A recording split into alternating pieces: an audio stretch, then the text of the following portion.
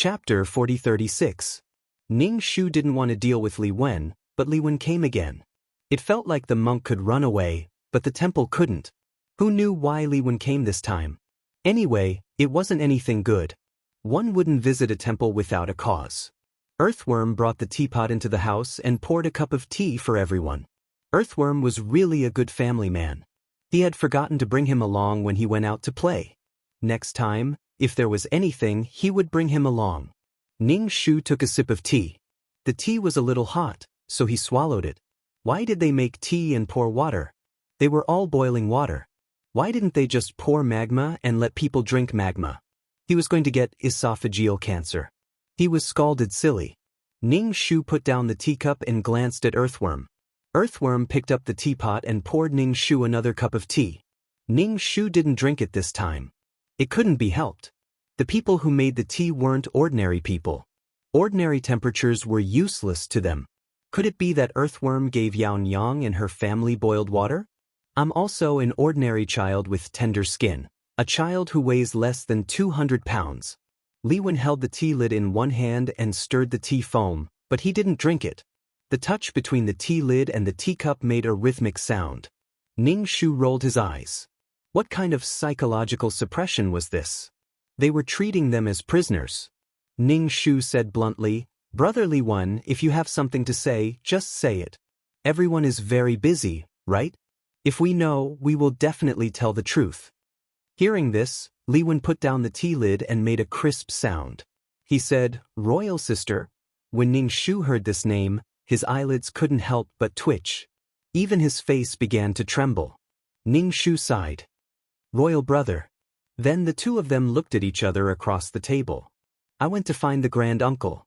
I didn't feel the little mouse's aura in that place," Li Wen said. Ning Shu raised his eyebrows and didn't hide his surprise at all. "Brother, you went to find senior uncle just to confirm whether the little mouse is in their hands?" Li Wen nodded. "Firstly, I wanted to test the grand uncle's strength. Secondly, I wanted to know if the little mouse was in their hands. I didn't sense its aura." Ning Shu couldn't help but scratch his head. What did Li Wen mean? When the little mouse was here, he didn't like him at all and ignored him. Now that he was gone, why was he so enthusiastic? People were all so cheap. They didn't cherish something and only knew how to regret it after losing it. Ning Shu asked with a puzzled look, "Wasn't the little mouse killed by grand uncle in order to save you? Isn't that what you saw?" Li Wen picked up her teacup and took a sip before putting it down. "But I don't think it's dead." Ning Shu nodded. "It's probably an illusion. It must be an illusion." Li Wen said, "It seems that I was wrong. I thought it was at least powerful. Senior uncle definitely wouldn't kill it directly. It's still useful." Ning Shu was speechless. "You were wrong. If senior uncle wanted to kill someone, sometimes he had to look at the person's value. But the problem was that the little mouse was of no value to senior uncle at all. What was the point of keeping it? Moreover, the little mouse had the ability to replicate infinitely. It could only be troublesome. Normal people wouldn't keep it. Moreover, the little mouse wouldn't listen to senior uncle. Senior uncle must be sick to keep it. The little mouse often brought an army to provoke him. It was fine once or twice, but if it happened too many times, he would kill it with a slap. Would anyone have mercy on a mouse or a cockroach? Ning Shu could only smile. There was nothing wrong with smiling. It was better to speak less. Now, the little mouse was alive. To a certain extent, it was alive. It didn't even recognize them, let alone Li Wen. So what if it found the little mouse? It was better to follow an ordinary human. They thought that the little mouse's matter was over, but they didn't expect Li Wen to still be obsessed with the little mouse's matter. Li Wen's intuition was very accurate. She immediately found someone related to the little mouse. However, there was no need to think about this. After all, the little mouse didn't know many people, including them and Li Wen. Its relationship with other people was sparse and ordinary. It was good enough that it wasn't yelled at and scolded. It was endless. They didn't understand why Li Wen was so obsessed with finding the little mouse. It was probably because the little mouse was Li Wen's warmth and support when she came to the void from a human emperor. However, this kind of support hurt her self-esteem to some extent. Now that Li Wen had the ability to protect herself and had power, it was normal for her to want this warmth again. It was also possible that she wanted to repay the kindness. Li Wen fiddled with the tea lid and said casually, "I didn't feel the little mouse's aura from Grand Uncle and the others. Instead, I felt it from you." Ning Shu raised his eyebrows. "You might be wrong about us again. Could it be that they had come into contact with the little mouse before, or was Li Wen tricking them? However, they just refused to admit it." Ning Shu said directly, "He's really dead. He was crushed to death by Grand Uncle. His body turned into fine sand on the spot and returned to the embrace of the void." Ning Shu was telling the truth. The little mouse was dead.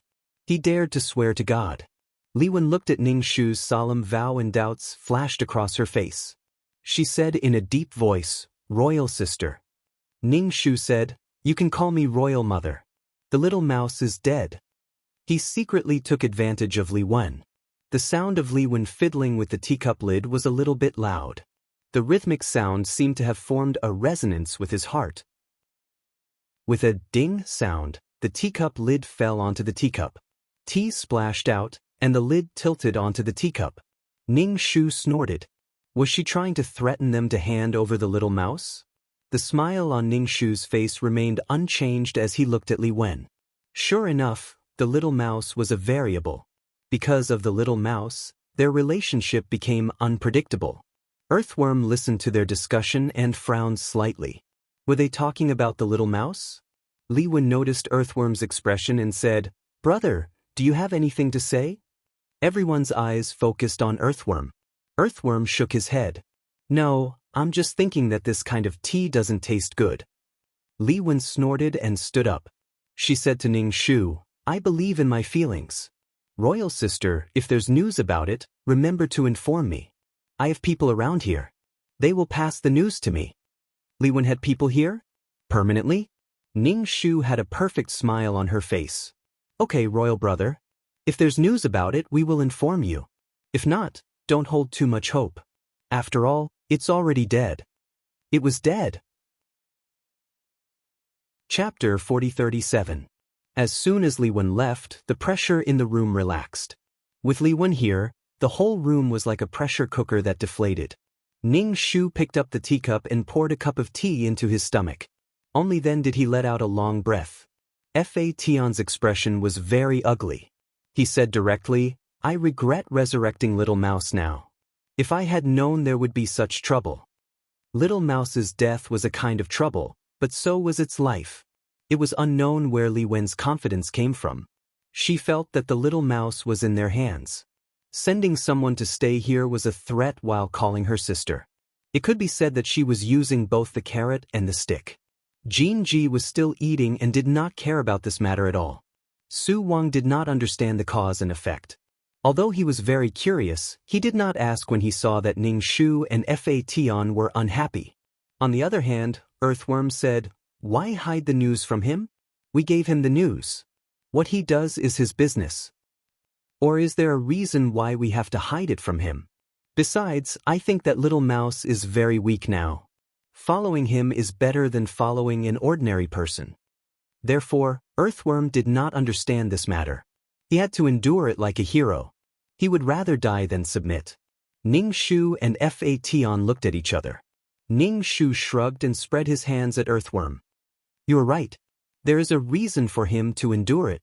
This was because when he resurrected Little Mouse, Fa Tian had the idea of experimenting. At that time, Fa Tian was young and had a mischievous attitude. He did not implant any memories of Li Wen. This was the problem. Although this problem was not very big and Li Wen did not seem to have the qualifications to question it, the problem was that Li Wen was stronger than them now. She had the qualifications. The little mouse seemed to have lost its ability to replicate infinitely. In a way, the little mouse was dead. However, it was normal that Fa Tian did not implant Li Wen's memories into the little mouse. After the successful resurrection, the little mouse went to look for Li Wen again. That infatuated look was unbearable to look at. As Fa Tian's experimental subject, Fa Tian had his own selfish motives, especially his first experimental subject. There were some things that just happened due to a freak combination of factors that couldn't be explained easily. Ning Shu explained this matter to the earthworm, and her mouth was dry. The earthworm was deep in thought and quietly listened to Ning Shu's words. It didn't interrupt a word in the middle. He was quiet, like a gentleman, like a piece of jade, sparring and exchanging pointers. Earthworms were more like humans than humans. Suddenly, the light bulb above Ning Shu's head lit up. She said, "Little Mouse doesn't even know us now. It's normal that he doesn't know Li Wen. Li Wen can't say anything. Everyone was the same." The earthworm still shook his head and said, "I think the little mouse lost its memory because of the lack of energy. Once it has enough energy, it should still remember us." At that time, it wouldn't remember Li Wen. Ning Shu pouted and blew the hair on her forehead. "It's really intoxicating. How should we solve this matter?" The dead mouse really gave her a lot of trouble. When it was alive, it made her worry, and when it was dead, it still did this. Ning Shu clenched her teeth and said to Han, "Let's settle this. I want to tell Li Wen about Little Rat. As for the result, let it be. No matter how bad it is, it will be better than this." Fatan said, "I also agree. Li Wen has the strength. We won't be trampled on by others." Before, they avoided being enemies with Li Wen because there was already a senior uncle. If Li Wen was added, the pressure would be too great. But if things couldn't be avoided, they could only face it calmly. The relationship between the little mouse and Li Wen would always be involved. As long as it wasn't solved, there would be more things like today. When the Origin King saw that Ning Shu and Fatan were about to leave, he immediately followed. "I want to go too." Ning Shu said, "What are you going to do? What does this have to do with you? You want to get involved in all the fun." The Origin King said, "I don't care. I want to go." Even an earthworm was more qualified than an Origin King, let alone an Origin King. Jinji looked at Fatan. He didn't speak and just looked at Fatan, but his eyes were very pitiful. Fatan said, "Stay here and don't run around." Jinji almost became a hanger on Fatan's leg. Wherever Fatan went, Jinji would go. The two unreasonable and pitiful children couldn't go with them. Ning Shu found Li Wen's team that was stationed some distance away from the clan and went straight to the point. He wanted to see Li Wen. Ning Shu and Fatan were seen by someone. Ning Shu entered a big tent. The decorations inside the tent were very natural and were all things of the void. There were even bird wings and the head of an unknown race. Ning Shu took a glance and looked away. It seemed that Li Wen had conquered many places while she was asleep and had yet to be reborn. A human emperor had such achievements in the void. In any case, Ning Shu had to kneel down and call Li Wen boss. Li Wen looked at Ning Shu gently. "Imperial sister, is there any news about it?" Li Wen didn't mock and ridicule Ning Shu, saying that there was news so soon or something like that. Firstly, there was no need. Secondly, it would lower his own style. Thirdly, Li Wen might have expected this situation. It was expected. Imperial sister? Anyway, Ning Shu felt a chill all over his body when he heard this name, and his hair stood on end. Ning Shu smiled. "Imperial brother, after you left, I thought about it carefully and dug out something about the little mouse from the depths of my memory. I wouldn't have remembered it if you didn't mention it." Li Wen just looked at him quietly. Ning Shu rolled his eyes in his heart and said directly, "It's in a small world now, but its situation is a bit special. It doesn't remember anyone." Li Wen stood up and said, "Then let's go." Ning Shu asked, "Just the three of us? Do you want to take the others?" "No, it's not so troublesome to go to a small world." Ning Shu didn't have any objections. He was looking forward to the meeting between Li Wen and the little mouse. He even gloated. Ning Shu took Li Wen to the world tree. This world tree was hers. She thought that it had been annihilated with her, but she didn't expect it to grow well. "You can live a good life by relying on yourself." Li Wen asked, "Is it in a small world like this?" Ning Shu corrected her. "To be precise, it's in the 9-Palace Mountain in the small world." After entering the small world, this world still hadn't developed much. A group of primitive people still knelt and kowtowed to the black 9-Palace Mountain, treating it as a miracle. Seeing this scene, Li Wen suddenly said to Ning Shu, "Do you remember that we once met in a primitive world?" Ning Shu was confused. What is this big boss doing? Is he going to reminisce with me? No, I can't keep up. Chapter 4038. Ning Shu did not want to talk about the past with Li Wen. It was not up to her to talk about the past, nor was there a need for her to talk about it. However, she was a primitive person back then. Did Li Wen recognize her? At this moment, Ning Shu remembered that when he saved Li Wen gave him a jade pendant that could not be eaten but could not be drunk. Li Wen was just casually talking about the past. She changed the topic and asked, "Is it inside?" Ning Shu nodded. "Yes, it's inside." The three of them entered the second layer of the Nine-Palace Mountain. This time, they were familiar with the way and arrived at the capital city, in front of the house of High Duke. When the servant guarding the door saw Ning Shu, he asked, "Are you the miracle doctor who came last time?" "Wait here, I'll go in and report." The servant ran in. Li Wen looked at Ning Shu. Ning Shu said, "I must have been here before. Otherwise, how would I know about this place?" Back then, the little mouse's condition was not good, so it was sent to this small world. After that, it went missing. I thought it had died. The servant who reported the news came back with a nobleman behind him. It was Chu Rui. His footsteps were a little hurried.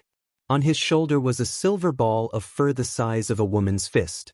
Compared to the last time they met, the little mouse was much more energetic. It was not sleepy. It was full of energy and squatted on Chu Rui's shoulder.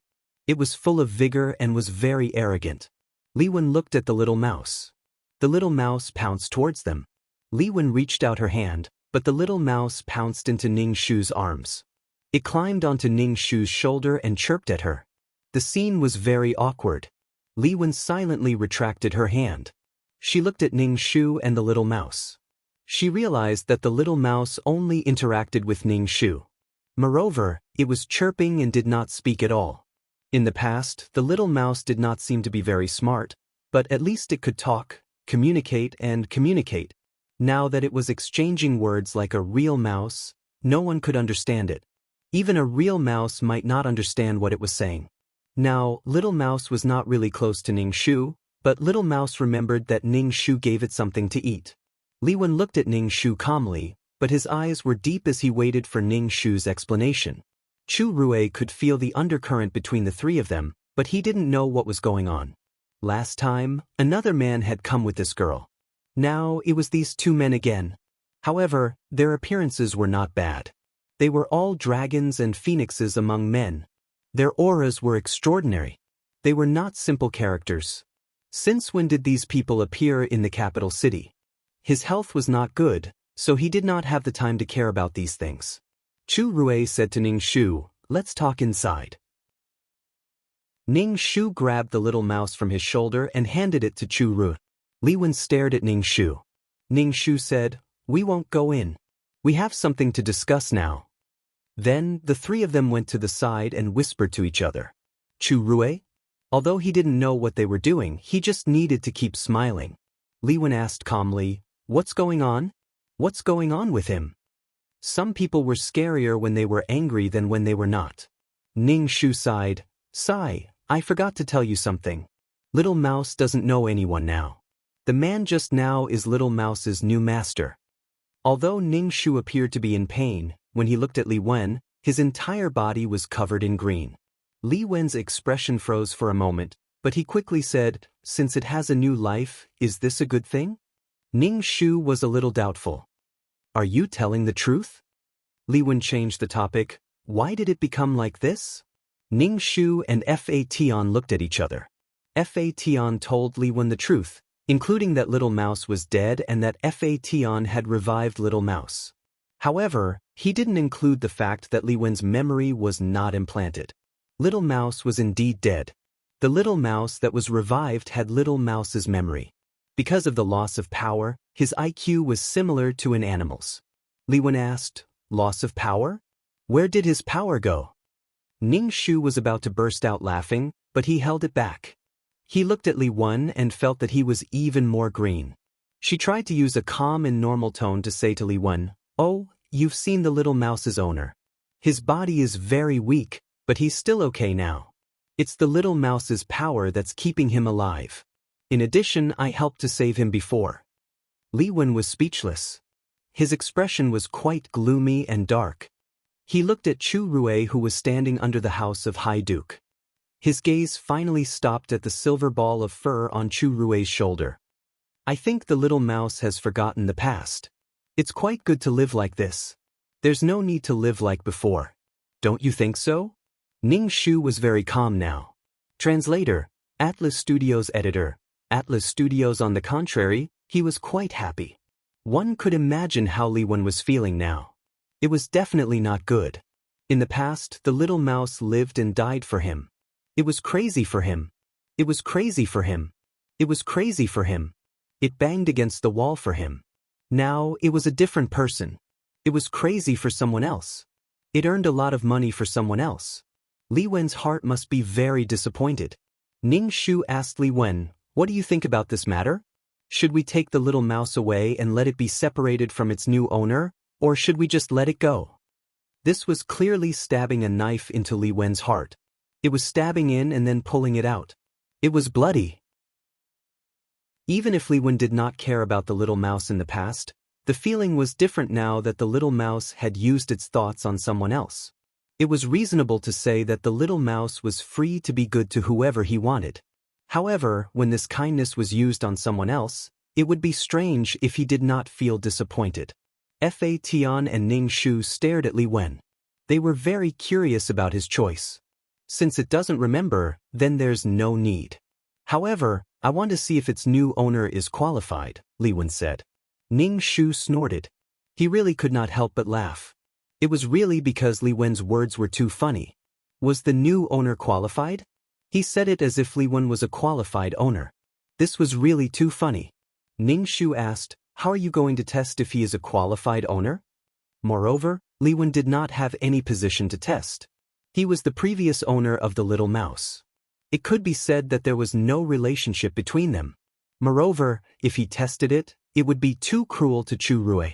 Because the difference in strength was too big, how was he going to test it? Was he going to use the safety of the public house to threaten Chu Rui to give up the little mouse? This was melodramatic and bullying. It was completely a joke. If it was this kind of test, Ning Shu would look down on Li Wen. If Li Wen stomped his feet, the public house would be like an ant's nest. It would be smashed into pieces instantly. Chapter 4039. Everyone thought that little mouse was a pet.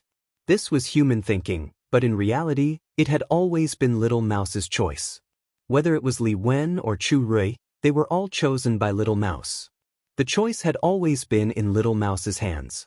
It was only the human who assumed that it was a fake owner. If it wasn't for little mouse, Li Wen wouldn't have such an opportunity and become a successful human emperor. In just a short 100 years, he was buried in the imperial tomb after death and became a name in history books. Translator, _min _editor, _min what qualified owner? If there was a qualified owner, little mouse was definitely a qualified owner. It worked hard for its pet. It was definitely a pet slave.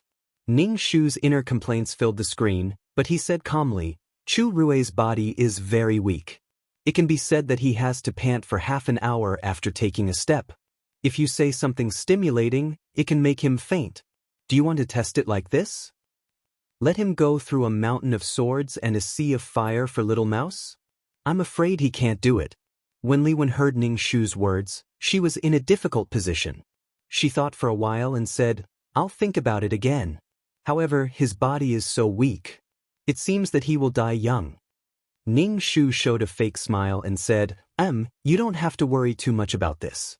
With little mouse's strength, he should be able to live until he's 50 or 60 years old. It's very profitable." Fa Tian looked at Ning Shu. At this time, she was still fanning the flames. What was she trying to do? Anyway, Fa Tian didn't want to care about this matter. It would be better to solve it as soon as possible. One thing, little mouse. He didn't expect him to repay the favor of saving his life. She was still fanning the flames. She wasn't afraid of things getting out of hand, But she wasn't afraid that the flames would spread to her. Li Wen said, "The most important thing now is to recover his strength. After he recovers his strength, he should be able to recover his memory." Ning Shu, Fa Tian simply wanted to facepalm. Look, the fire was now on him. Little Rat had recovered his strength and his memory, but the only thing he couldn't remember was Li Wen. Wasn't this strange? Wasn't this exciting? Wasn't this surprising? Ning Shu smacked his lips. Do you want the little mouse to regain his memory and let him choose for himself? Was Li Wen sure that little mouse would choose him in the end? However, there is one more thing that I need to remind you of. Tian encountered a small accident when he was reviving Little Mouse. Because it was the first time he was revived, Little Mouse lost his memory. The little mouse remembers us because it knows us after it was resurrected. In order to cover up this matter, I was under too much pressure. It was too difficult for me. Li Wen was expressionless. Is there anything else? Ning Shu thought about it carefully. I don't think so. Have you decided to restore his strength? What could Li Wen do? Whether it was now or after he regained his strength and memory, there was no one like him. Who was Li Wen? He was the king of the human world. After so many years in the void, he had seen everything. In that case, forget it, Li Wen said indifferently. Since he has chosen someone else, so be it. Li Wen walked towards Chu Rui. Ning Shu and Fa Tian followed. Li Wen looked at the little mouse on Chu Rui's shoulder and said to Chu Rui, "Can you let me see it?" Chu Rui was very confused and hesitant. He subconsciously looked at Ning Shu. After all, Ning Shu had saved him and the silver mouse. He shouldn't be a bad person. Whether he was a bad person or not was secondary. What was more important was that he didn't have any bad intentions.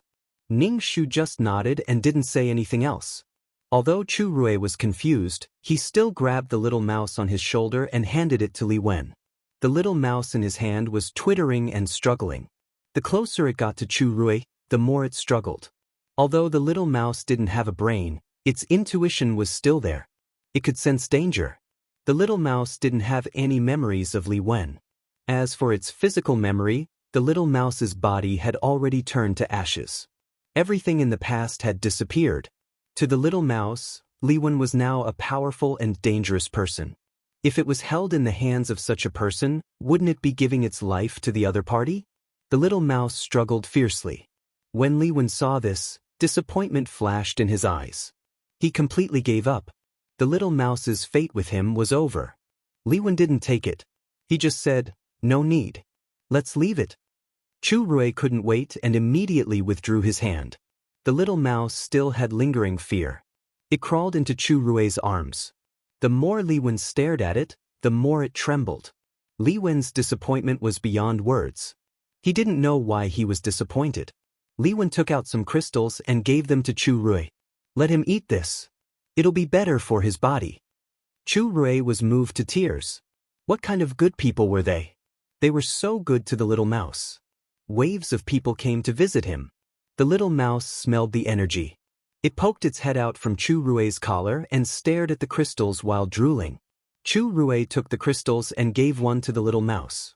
The little mouse grabbed the crystal with its two front paws and started chewing it. Li Wen looked at the little mouse for a while, then turned and left. His back view looked relaxed and lonely. Probably because he saw that the little mouse was alive and well, the burden on his body disappeared. It was actually a kind of burden to bear, the burden of a very heavy friendship. Loneliness was probably because no one would treat him well without any selfishness. This kindness was given to others. Disappointment and loneliness were definitely there. They came in a hurry and left without saying much. Chu Rui was a little dumbfounded. Why were these people so weird? He didn't understand at all. Ning Shu heaved a long sigh of relief. "Oh my, you're finally in the past. This damn rat was always causing trouble for others." Ning Shu caught the little mouse. Chu Rui sighed. The little mouse was caught off guard and even dropped its crystal. Ning Shu held the little mouse's tail and shook it. "Look at your stupid face. Live well in the future. Don't cause any trouble. I won't care about you anymore." It was too annoying. Ning Shu threw the little mouse to Chu Rui. Chu Rui caught the little mouse in a hurry. Ning Shu said to Chu Rui, "Take good care of it. It gave you your life." "What do you mean?" Chu Rui asked. Ning Shu shrugged. "I improved your body because of it. Don't look down on it just because it's a rat." Chu Rui smiled sincerely. "I'll definitely treat it well." He was so lonely that he needed a silver rat to accompany him. He was far away from everyone else and couldn't get close to them. Chapter 4054. It was as if she was the only person in this world. Everything in the world had nothing to do with her. That feeling of loneliness made her despair. Life was so sad that she had to rely on a pet to fill it up. Otherwise, she would be so lonely that she would want to die. Ning Shu nodded. She was overjoyed. She had finally dealt with Li Wen. She would never come to this world again. She probably wouldn't even come to Nine Palace Mountain. There was no one she was familiar with here. Why would she come again? Yao Nyang was already dead. She might even be reincarnated. As for Yao Nyang's child, it had nothing to do with her. She had never interacted with her before. She had no feelings or blood relations. They were just strangers. Chu Rui invited, "Gu Liang, do you want to come in and have a cup of tea? Thank you for saving us last time. I've prepared a small gift. Please accept it." Ning Shu waved her hand. "No need." She wanted to stay to eat and drink, but Li Wen didn't seem to be in a good mood. At this time, it wasn't appropriate for her to eat, drink, and play. She could eat whenever she wanted to. She had to deal with Li Wen first. Moreover, it wasn't a problem for Li Wen to let people stay in the clan land. Did they have to move? Moving was so troublesome. They had to move all the pots and jars away. Moreover, they had to build a new house. It was too troublesome. Moving wouldn't solve the problem either. They had to let Li Wen go. Chu Rui didn't force Ning Shu and the others to stay. He waved his hand and a servant came over with a box. "This is the gift I prepared for you. Take a look," Chu Rui said. Ning Shu opened the box. Inside was a box full of jewelry, glittering with golden light. There were pearls, silver, gems, and gold. Earrings, headbands, necklaces, and so many other things were pushed together. The lid almost couldn't be closed. Although this seemed to be quite impactful, it was a little too careless. Ning Shu accepted the box. It was quite heavy. Fa Tian took the box. Ning Shu said to Chu Rui, "Thank you for your gift. I like it very much." In the future, if he was poor in the small world, he could use this to exchange for the small world's currency. In a small world, different countries had different currencies, let alone different small worlds. Chu Rui heaved a sigh of relief. "I'm glad you like it." Ning Shu nodded. "I like it very much. Not bad, not bad." She stared at Chu Rui's luck and found that Chu Rui's luck was getting stronger and stronger. It was as if he was about to soar into the sky with an unstoppable momentum. Because of Chu Rui's poor health, even if he had a good family background, it was useless if he did not have a good body. It could be seen how important it was to have a healthy body. The body was the foundation of all careers, ambitions, power, and love. Ning Shu touched her face. Yes, she had to sleep early and wake up early to train her body. Now, Chu Rui's luck was much stronger than before. Ning Shu glanced at the Purple Palace. Who knew when he would be sitting in the palace? Although nobles with power and influence all had purple karmic luck, they didn't have this much. Ning Shu was curious. As a prince, how did he become the young master of the public house? There must be some ups and downs in the past. In this situation, Ning Shu could guess 180 possibilities even with her eyes closed. It couldn't be helped. She was experienced. However, Ning Shu felt suffocated.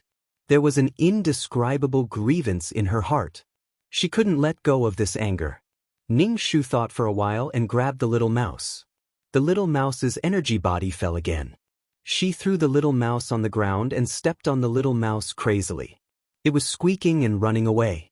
The little mouse was much more energetic now. It had the ability to run away. The woman and the mouse chased each other. Of course, the little mouse was still beaten. Ning Shu was sweating profusely from chasing, but the little mouse was beaten to death. Its fur was all tangled up. It looked very pitiful. Ning Shu put her hands on her hips and let out a long sigh. Comfortable, Chu Rui saw the situation and wanted to stop it, but he couldn't. With his weak body, he couldn't even beat a child. Moreover, it was a girl. With his strong body, even the agile silver mouse couldn't escape from his evil claws. Since he wanted to kill the silver mouse, why did he save it?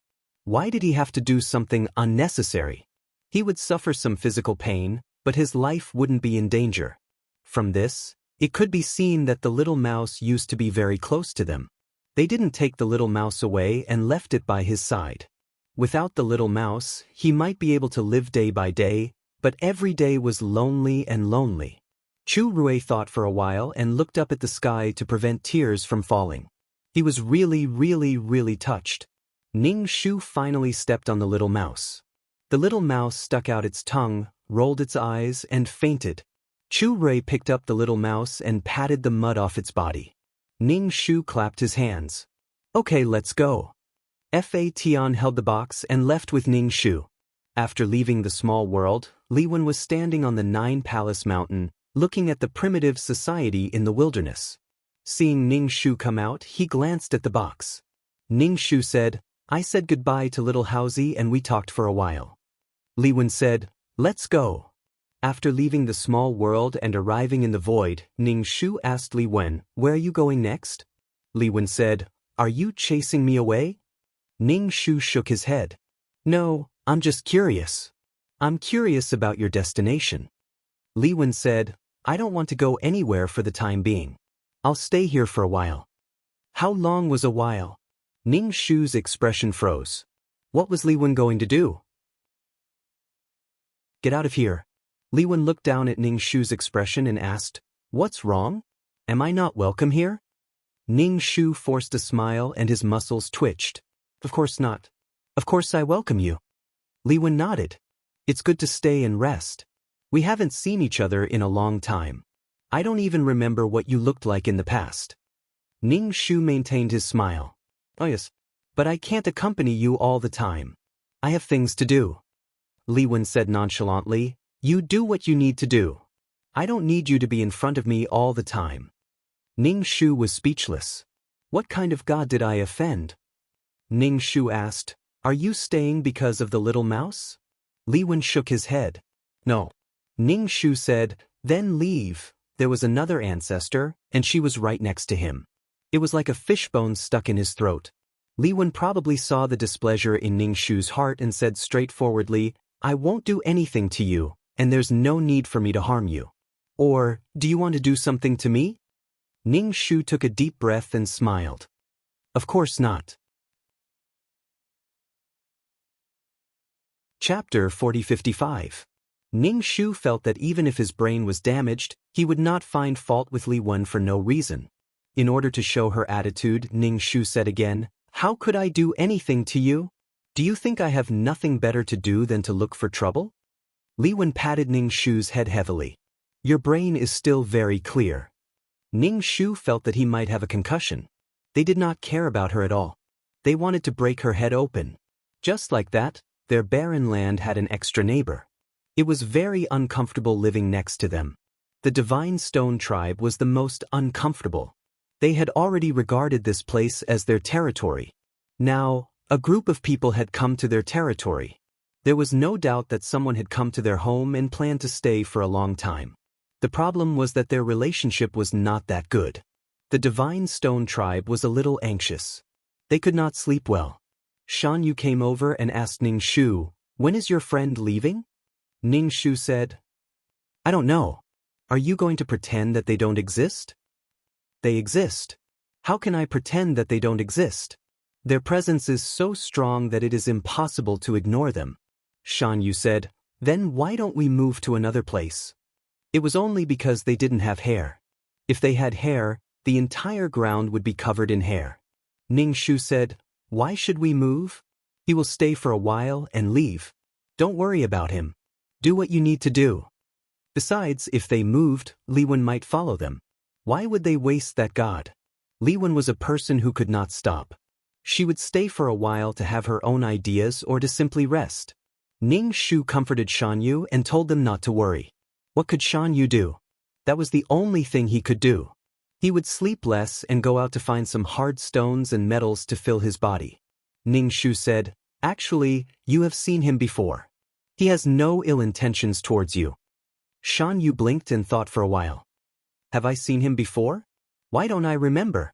At that time, the little mouse had yet to die. She was still in her soul form. She went to the void to pull the metal, and she pulled it onto the mountain. When Shan Yu was lying there, he looked like a small mountain.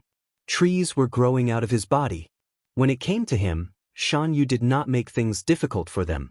Li Wen and Shan Yu didn't have any conflicts of interest, so he wouldn't start a fight with the Divine Stone clan for no reason. Fighting had its costs, but it wasn't certain if he could recoup the cost. It was possible to make a huge profit, but it was also possible to lose everything, even their lives. Shan Yu didn't care so much about his neighbors. After being anxious for a while, he was able to calm down. Then, the Divine Stone clan went back to sleep. The Origin King asked, "When will you go to the Holy Land again?" This time, he had already prepared his energy form, so he wanted to know what they had done before. He had to know that something good must have happened. "Ning Shu, you haven't been there for long. Why do you want to go again? If you go, you'll be kicked out." Only then did the old man impatiently look at them. "Void King, can't you spend money even if you have it?" "I don't care, I want to spend money, I want to spend money." After Li Wen, the clan attracted another guest, and that was Dong Lan. He thought that Dong Lan wouldn't come to Fation after the previous unhappy parting. But she still came.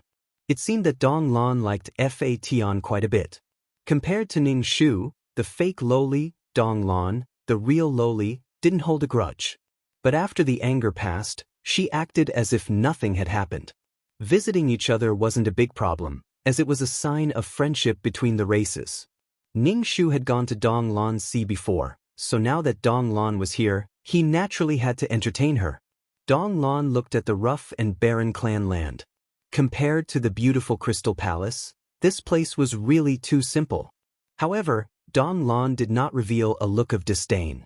This was because all races lived this way.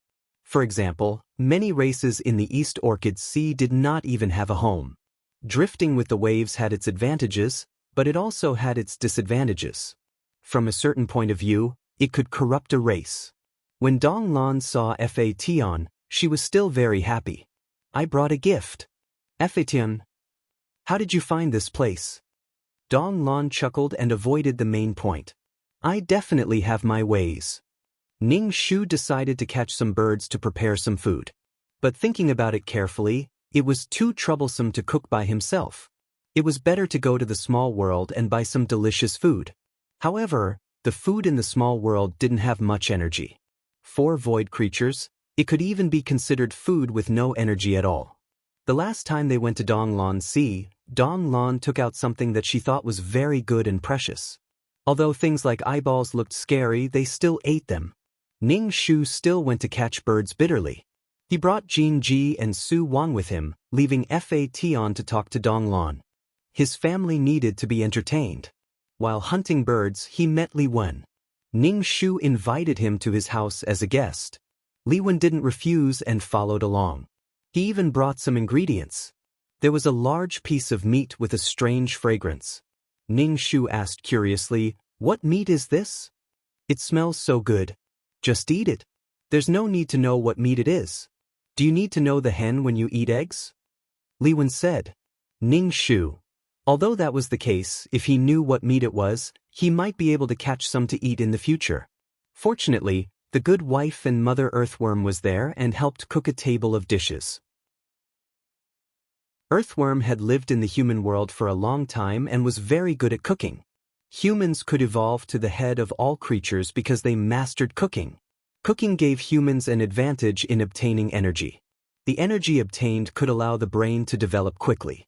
A potato had very little heat when boiled, but after being fried, it had more than 4 times the heat when boiled. The Crystal Palace was very beautiful, but when it came to food, Dong Lan's race was still very rough. Seeing the table of food, Dong Lan's face was filled with amazement. Previously, there was a little sister with a soul body who made pretty good food. I thought it was already very good, But it turned out that there was something even better. Ning Shu. It was the soul body chef from before. She didn't work for long in the cub shelter before she died. It was hard for Dong Lon to still remember her. He remembered that Fation used to love sweet things, but now he didn't seem to have a special preference for sweet things. Did he hide his hobby? Fation had his own thoughts, and Ning Shu couldn't be bothered. They were partners who protected each other's interests as long as they worked together. Ning Shu would eat whenever he saw something delicious. Sometimes eating really made him happy. Fation didn't understand. Why was Ning Shu looking at him with a motherly gaze? What's wrong? Chapter 4056. Shan Yu did not join in the fun. He was too big, and the entire house was not even his size. The 6 of them filled the small table to the brim. Ning Shu felt that he should buy a bigger table. Perhaps there would be more and more guests in the future. In the future, he would come into contact with more and more races. Other than races like the Netherworld race, which he could not contact and communicate with, the other races were still intelligent. His life in the future would definitely be colorful. Translator, Henyi Translations Editor. Henyi Translations. The meat that Li Wen brought over was really easy to return. After being cooked by the earthworm, the meat was simply delicious. The taste of bird meat was also not bad, but compared to this meat, it was not as fragrant. Dong Lon ate very contentedly. She did not know how to use chopsticks, so she used a spoon and fork the entire time. Li Wen also ate a lot, but he ate very reservedly. At least, he did not wolf down the food like Dong Lon, but he ate a lot. After eating, he felt sleepy. The earthworm consciously began to clean up the leftovers on the table. Ning Shu was curious. How did the earthworm develop such awareness? What did it experience in the small world? He could not help but look at the earthworm. However, Li Wen did not ask any more questions. Ning Shu cleaned up with the earthworm. It did not make sense for the earthworm to help cook and still clean up these things. After entering the kitchen, Ning Shu asked, "Why are you so familiar with this?" The earthworm said expressionlessly, "What do you think?" Ning Shu was instantly speechless. Ning Shu changed the topic. "How is it in the void? Can you adapt?" The earthworm shook his head. "Not very. The creatures here are very strong. I don't think I can beat the pressure on the birds that I brought back." The earthworm was very powerful in the small world because the ordinary creatures in the small world were not strong. In contrast, the earthworm was stronger. But in the void, Ning Shu did not know how to solve this problem. He could only ask, "What are your plans?" He did not know if he could absorb energy and become strong enough to gain a foothold in the void. In the void, even an earthworm wouldn't be able to take a single step out of the clan grounds. Just like her in the past, as a spirit body, the void was extremely dangerous. Everything in the void was a threat to her life. The earthworm asked, "Do you still remember a person?" He stared at Ning Shu. Ning Shu's eyelids twitched. "Who are you talking about? If you want me to snipe blindly, even a ghost wouldn't be able to guess who you are talking about." Ning Shu was silent for a long time. Earthworm looked at Ning Shu with condemnation in his eyes, as if he was a heartless scumbag, which made people feel very worried. Ning Shu racked his brains, and a look of realization appeared on his face. "I remember, of course I remember. How could I forget?" Earthworm's face looked better. He nodded and said, "I want to see him. I don't know if he's still alive." Ning Shu's expression stiffened. "Who are you talking about? Why are you still trying to get to the bottom of this?"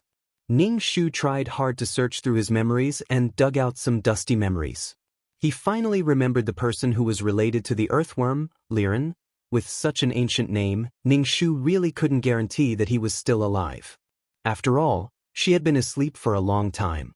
Was Liren obliterated for violating the rules in the organization?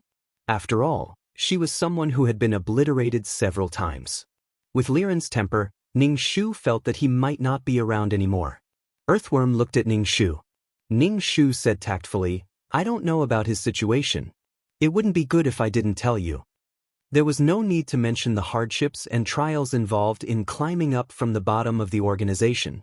Because he knew, Ning Shu felt that Liren might not be around anymore. Earthworm's hand that was washing the dishes paused. He then continued washing and asked, "Haven't you seen it?" Ning Shu said, "I can't go back to that place. There are too many things. If I go back, it's no different from walking into a trap. I'll die. Without absolute strength, I won't go to that place." Earthworm didn't pester him endlessly. He just sighed. It would be good to know his current situation. Whether he's alive or dead, there will be news. Ning Shu felt that this topic couldn't be continued. He could only end it. "There will be news. Come to my room later." Earthworm looked at Ning Shu suspiciously. "What are you going to do? I'm just a little girl. Why are you on guard? What can I do to you?" Ning Shu wanted to jump up and smash his head. Ning Shu said unhappily, "Just come." After cleaning up the kitchen, he came to the hall. Dong Lan was talking to Fation.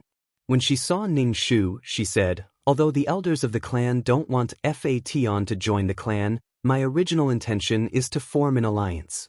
In this case, if they wanted to establish diplomatic relations, then so be it.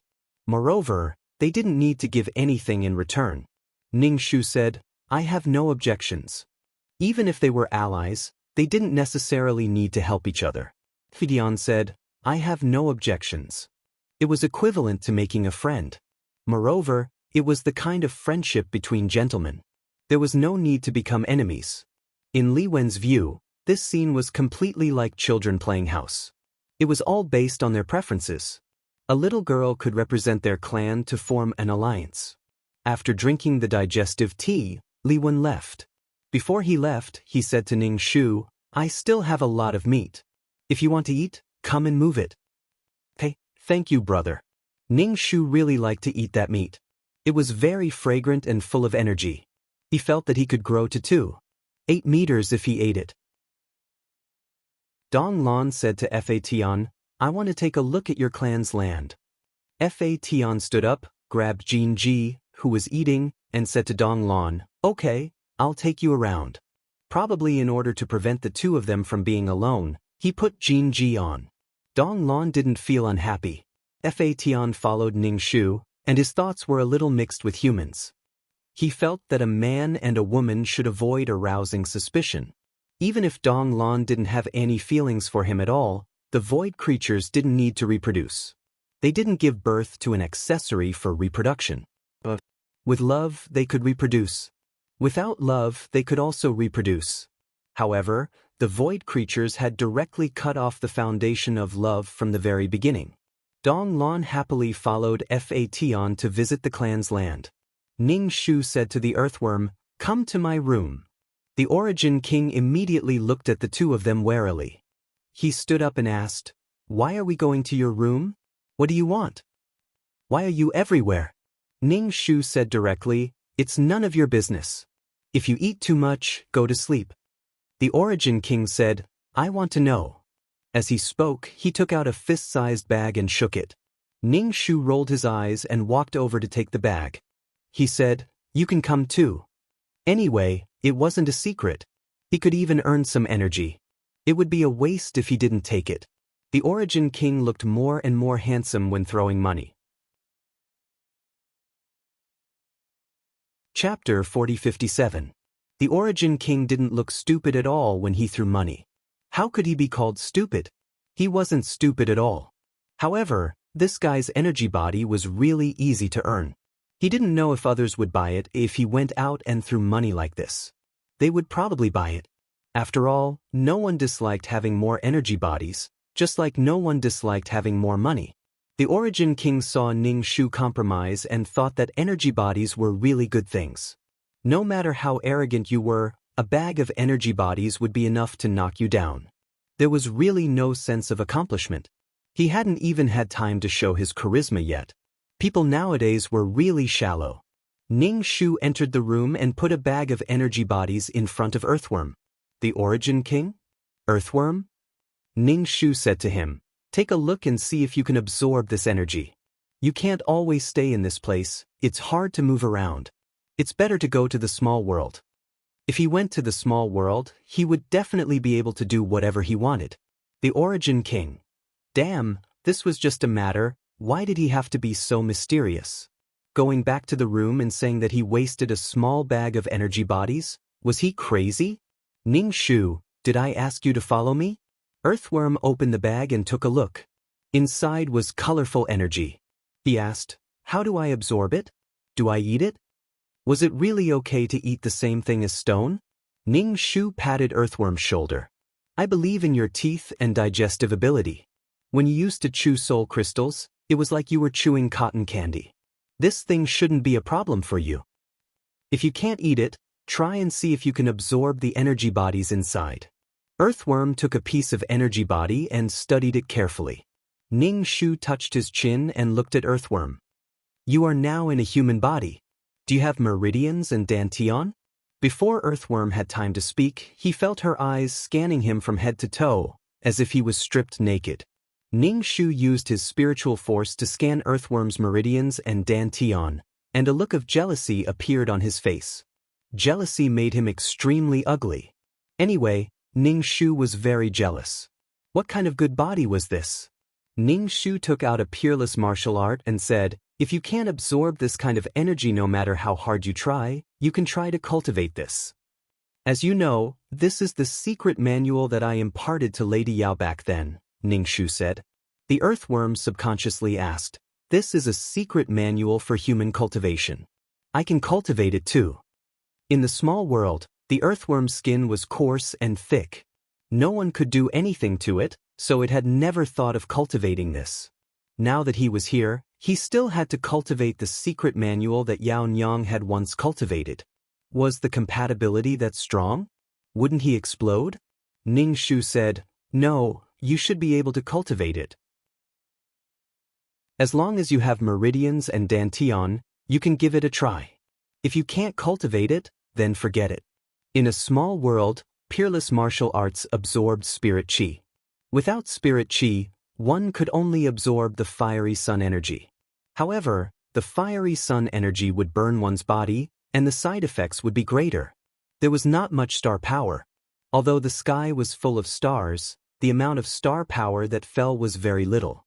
In the void, the peerless martial arts absorbed an unknown force. Ning Shu didn't know what this force was, but it was very powerful. Fa Tian looked at the very simple secret manual. The words, peerless martial arts, were written crookedly on it. When he opened it, he saw that there were some relatively abstract movements. If someone could really cultivate according to the movements written on it, their comprehension ability would definitely be first class, not to mention other things. The Earthworm put away the energy body and the secret manual. I will try my best to read it. If I am destined to not survive in such a place, I will go to the small world. The Earthworm didn't intend to fight head-on. He would just let nature take its course. If he couldn't continue on this path, then he would retreat. After all, this was how people lived their lives. It was the same everywhere. Ning Shu felt that this was also a path. The Earthworm was really Buddhist now. It didn't fight for anything, didn't force anything, and just let nature take its course. It was already lacking in core competitiveness. It seemed that there was no competition, no natural enemies, no oppression, and no danger in the small world. Translator, Henyi Translations Editor, Henyi Translations in short, this was also very good. No one wanted to live like a roller coaster every day. How tiring would that be? Being carefree was very good. In any case, Ning Shu's final goal was to be carefree. The Earthworm had such a life ahead of time. The Origin King saw the Earthworm take the energy body again. What kind of secret manual was it? He didn't have anything and had to pay a bag of energy bodies. No matter how he looked at it, he felt like he was losing out. He stood up and said, I also want that secret manual. Ning Shu glanced at the Origin King and took out another secret manual and handed it to him. It was still as ugly as ever. The Origin King suddenly felt disgusted.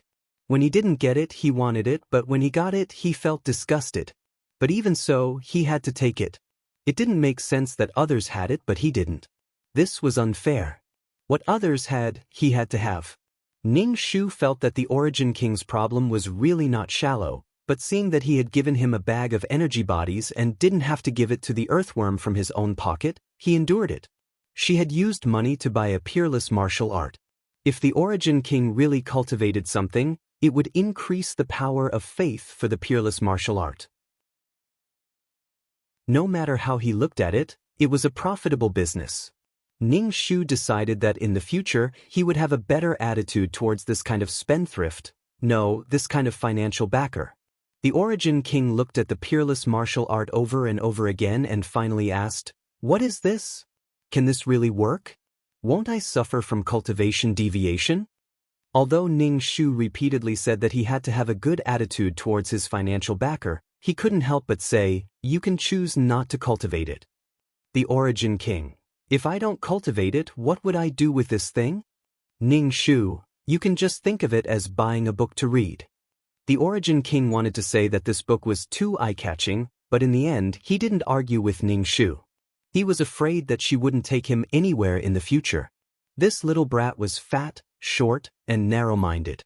The earthworm returned to his room to study the things he got. If he didn't find anything, he wouldn't be in the mood to pay attention to Ning Shu and the others. Fa Tian, Jin Ji, and Dong Lan had not returned from visiting the clan's land. There was nothing to visit in such a barren place, and there were stinky swamps everywhere.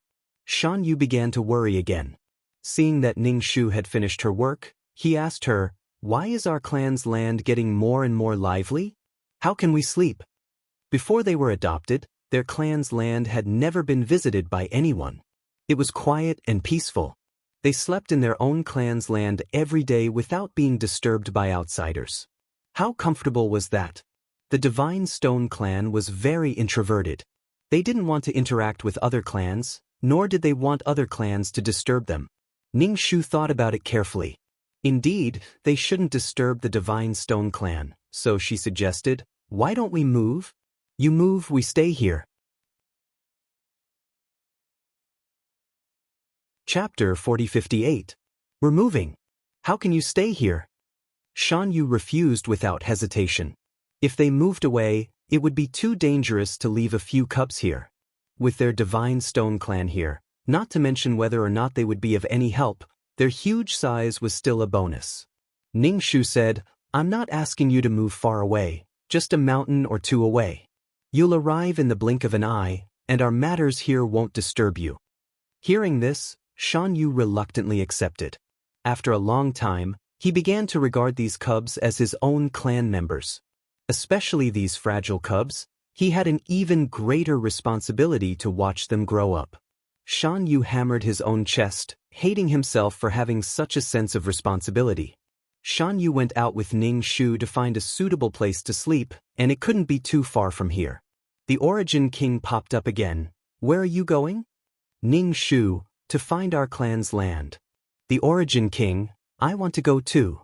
He had never experienced something like finding a clan's land before, so he had to go. Ning Shu didn't refuse, allowing the Origin King to follow him. Shan Yu rarely had contact with the Origin King, so he stared at him and asked, "Are you also alone? Don't you have any clansmen?" The Origin King wanted to say it was none of his business, but the other party was big and gave him a sense of security. Thinking that he had no foundation in the void, there was no need to offend him. After coming to the void, he was taught a lesson. "Yes, I'm also alone." Saying so, he took out a small bag of energy bodies. Shan Yu glanced at the energy bodies and said, "Put these things away, don't lose them." Then, he no longer cared about the energy bodies. The Origin King was dumbfounded, his whole body filled with doubts. He was holding an energy body in his hand, originally wanting to use this thing to win over this big guy. Even if he couldn't win over this big guy's clansmen, he could at least ask for help in the future. Why did he end this topic so calmly? Ning Shu almost laughed to death in his heart. Energy bodies were something most races liked, but not all races liked them. For the Divine Stone clan, it would be better to give them a piece of stick stone than to give them an energy body that they couldn't absorb. Nothing could make the Divine Stone clan happier than this. Ning Shu looked at him and said, "Do you still want this? If not, give it to me." "No way, I can't let her off so easily." "Damn girl, put it away." The Origin King thought that choosing a clan's land was a very serious matter, but he saw the wretched girl and the big fellow wander around for a while before casually choosing a canyon. "Ning Shu, I think this place is good. There's a water source. Mountain, not bad, it's close to you. Void King, that's it? The Origin King looked at the overgrown canyon, where there was a shallow waterfall and a small river. What kind of good place was this? It couldn't even compare to 1,000th of his abyss. His abyss had food, water, and vitality. If the spring eye was still there, the abyss would always be nourished by the spring eye. This was how a clan's land should look like. What kind of clan's land was this? The Origin King opened his mouth with difficulty. That's it, I think we should choose another one. Ning Shu and Mountain looked at him strangely. Why do we have to choose another one? Origin King? Did I say something strange? He suddenly felt that he was very abnormal. Ah, you're the abnormal ones. Origin King, what I mean is, we should choose another one. This place is too rough. There's no energy or vitality. Mountain laughed. We don't need that kind of thing. We just need a place to sleep. But this place was too rough. However, seeing the moss growing between the rocks on Mountain's body, he couldn't help but feel that the word exquisite was associated with this race. After choosing their clan's land, Mountain went back to inform his clansmen to move. The clansmen moved without any objection, and several of them even asked Ning Shu if they wanted to move. Mountain explained to his clansmen and they all set off towards their new clan's land. The Origin King looked at these lazy, obedient, and gentle people who didn't seem to think at all. He couldn't help but wonder why such a race hadn't been captured as slaves by other races. The Origin King followed Ning Shu to many small worlds and knew some things about them. When Fa Tian came back, Ning Shu asked, I saw the Divine Stone race leave. Did something happen? They moved. They're just a mountain away from us. Fa Tian nodded and said to Dong Lan, when are you leaving? Aren't you going back to the cub?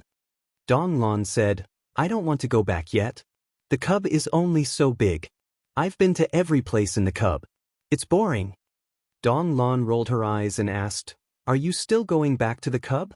Hun, have you ever seen a cub as big as me in the cub? Dong Lan looked at Jinji, who was eating without stopping. He's so small. Aren't you going to send him to the cub? Fetian, do you think he's a normal cub? Dong Lan, how many of the cubs in the cub are normal? Ning Shu listened to their words and felt that throwing Jinji to the cub would bring a devastating disaster to the cub. When Jinji was hungry, he would even eat his own clansmen. He would eat everything within his sight that he could get his hands on. He was completely reduced to a demon of appetite.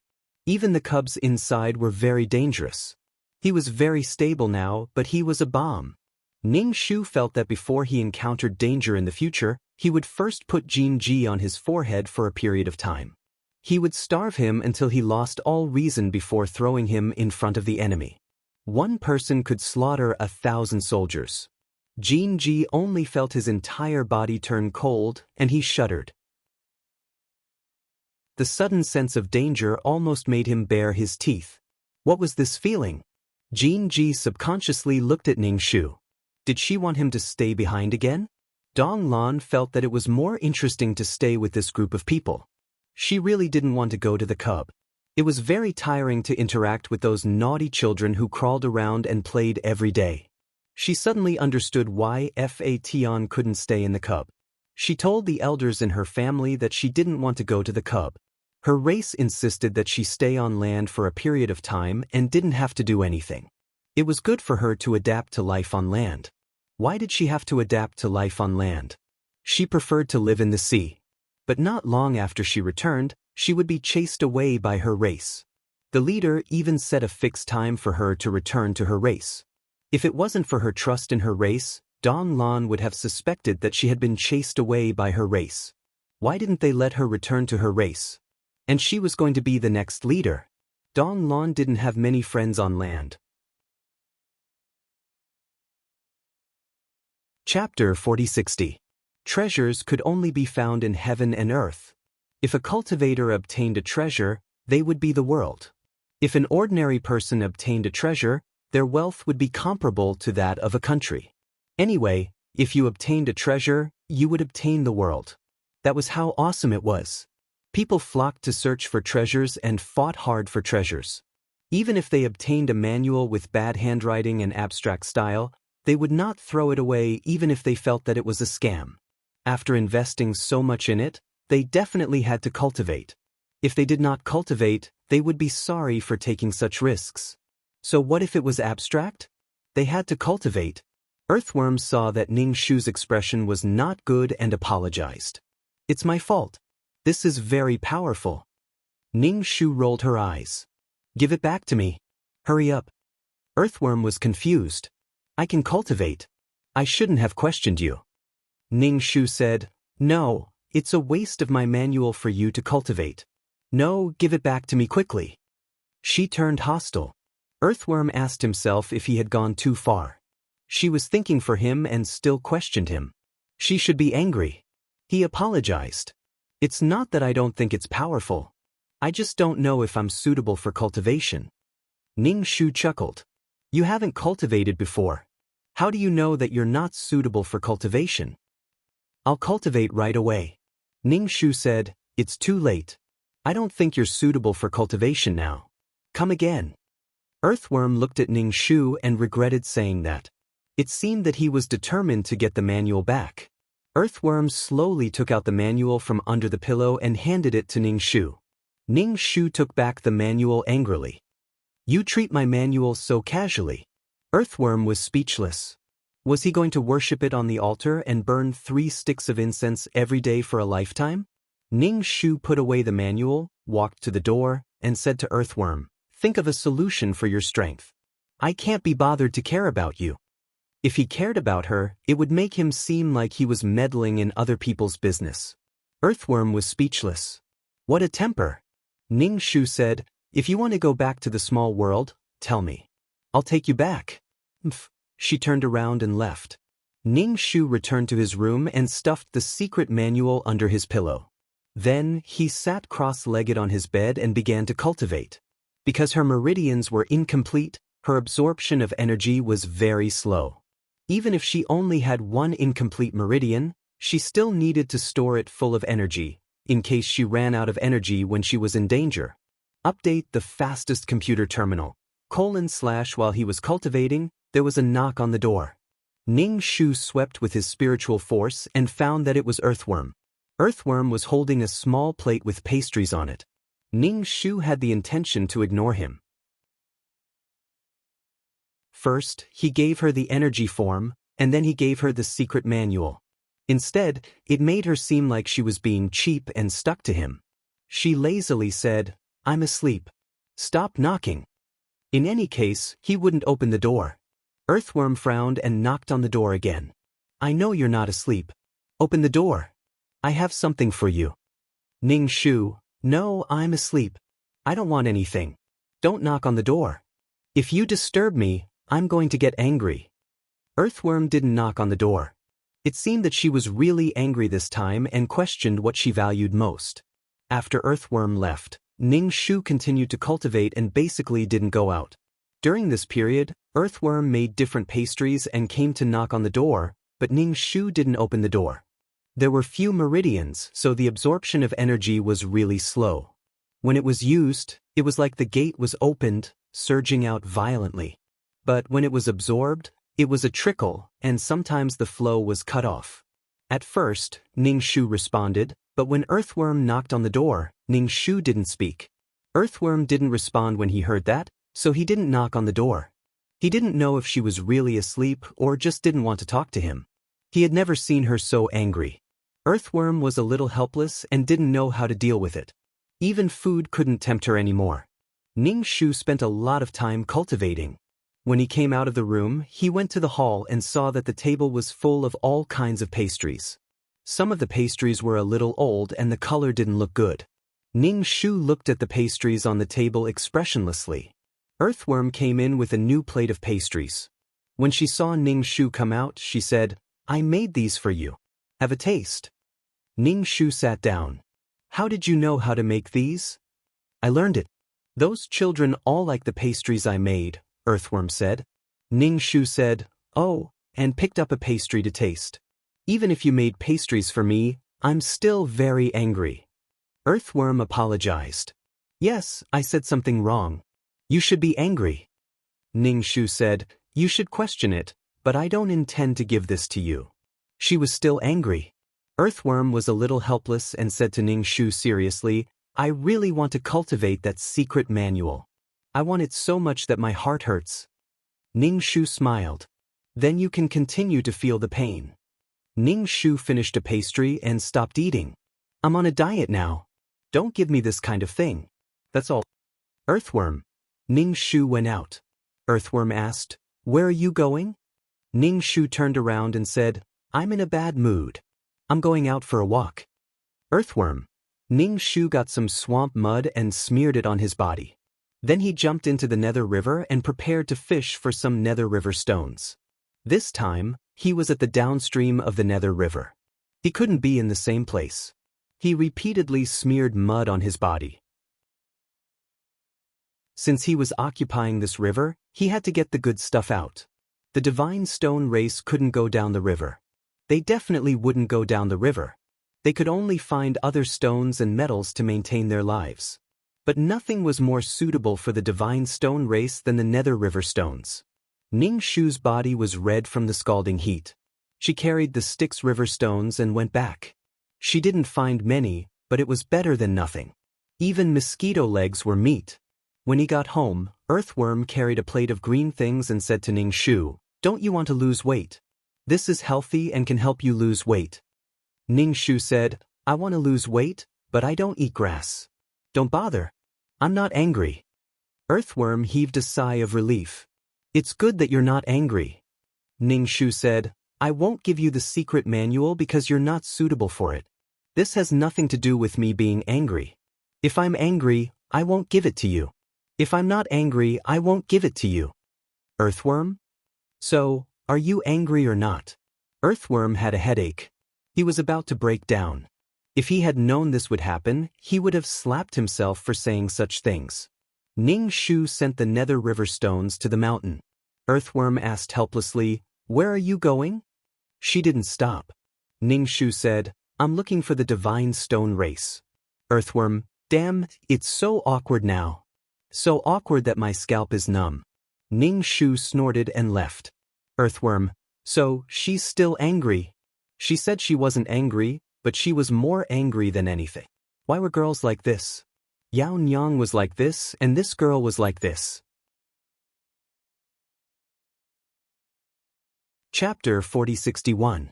Mountain saw Ning Shu and waved at her. Come here, I'll show you a big treasure. Big treasure? What kind of treasure? Ning Shu walked over and asked, What is it? I have a big treasure for you too. Mountain took the stone of Styx. You went into the river again. Don't go if there's nothing important. If you melt in there, I won't even be able to find your body. Ning Shu was speechless. What treasure are you talking about? Ning Shu asked. We've discovered a strange place, Mountain said. Ning Shu said, Take me there. What's so strange about it? Mountain led Ning Shu over the mountain to the other side of the canyon. Then, Mountain pulled aside some huge thorns and hanging vines. Then, Ning Shu saw a cave. The entrance to the cave was not big. With the size of Mountain and the others, it was impossible for them to enter. Ning Shu asked, What is this? Mountain said, I can't go in. You go in and take a look. If there's any danger, come out. Ning Shu asked, How did you find it? This cave was definitely dug by someone. She sniffed and smelled something that had been sealed for a long time. It seemed that no living creatures lived in it. Maybe it used to be the territory of some race. Mountain said, I was checking the situation around the territory and wanted to get you some fruits. You have a lot of people there, so I found it when you went to entertain the guests. Ning Shu looked inside. It was dark. She said to Mountain, I'll go in and take a look. Call me if there's any movement. Don't force yourself. Call me if there's any problem. Mountain said. Ning Shu nodded and then carefully entered. She used her psychic power to scan the cave. The cave was very long. Ning Shu did not know how long she had walked. She touched the wall.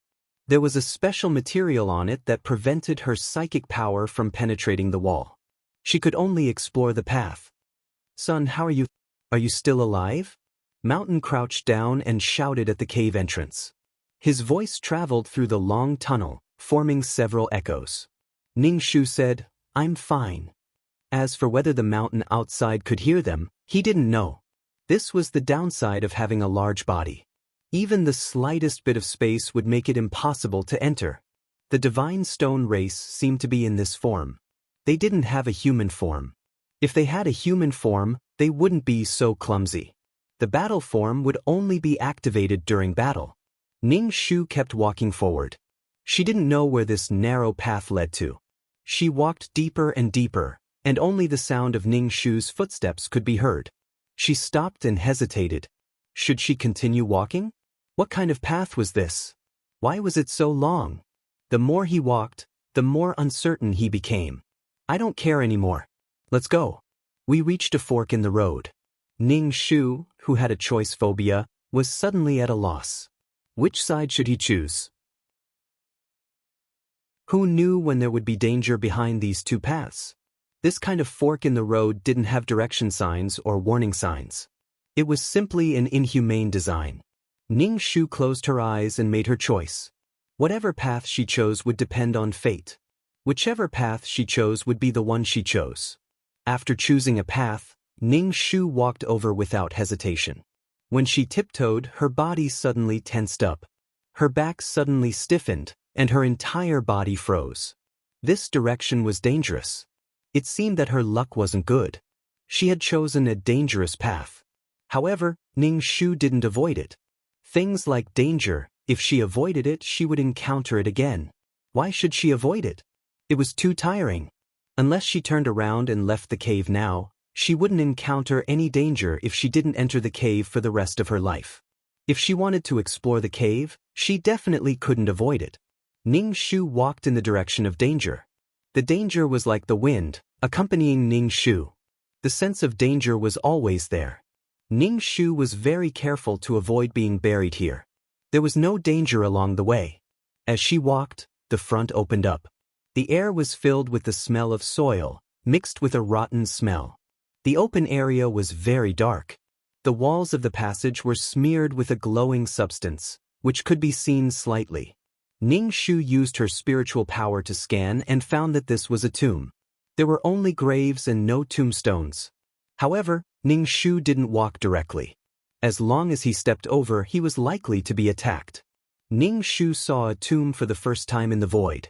Void creatures didn't need a tomb at all. After death, their energy returned to the void.